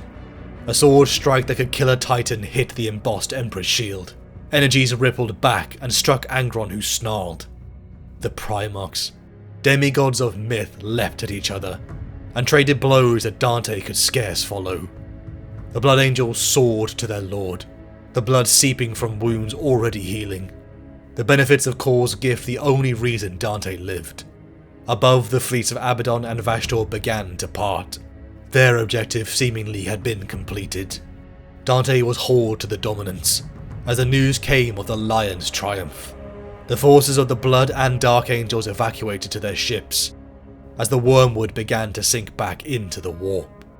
Abaddon and Vashtor's fleets escaped. Though the price of victory was heavy, the Sons of the Lion were saved. To Dante's surprise, the Lion had no wish to accept his suzerainty. He would not lead. In this age he would serve. He was a warrior and humanity's protector. The regency of Imperium Nihilus would remain with Dante. To Baal, the fleets of the Blood Angels departed. Soon Guilliman would cross the Nachman Gauntlet once again, and with it, Dante would bear the news the Lord Commander would like to hear.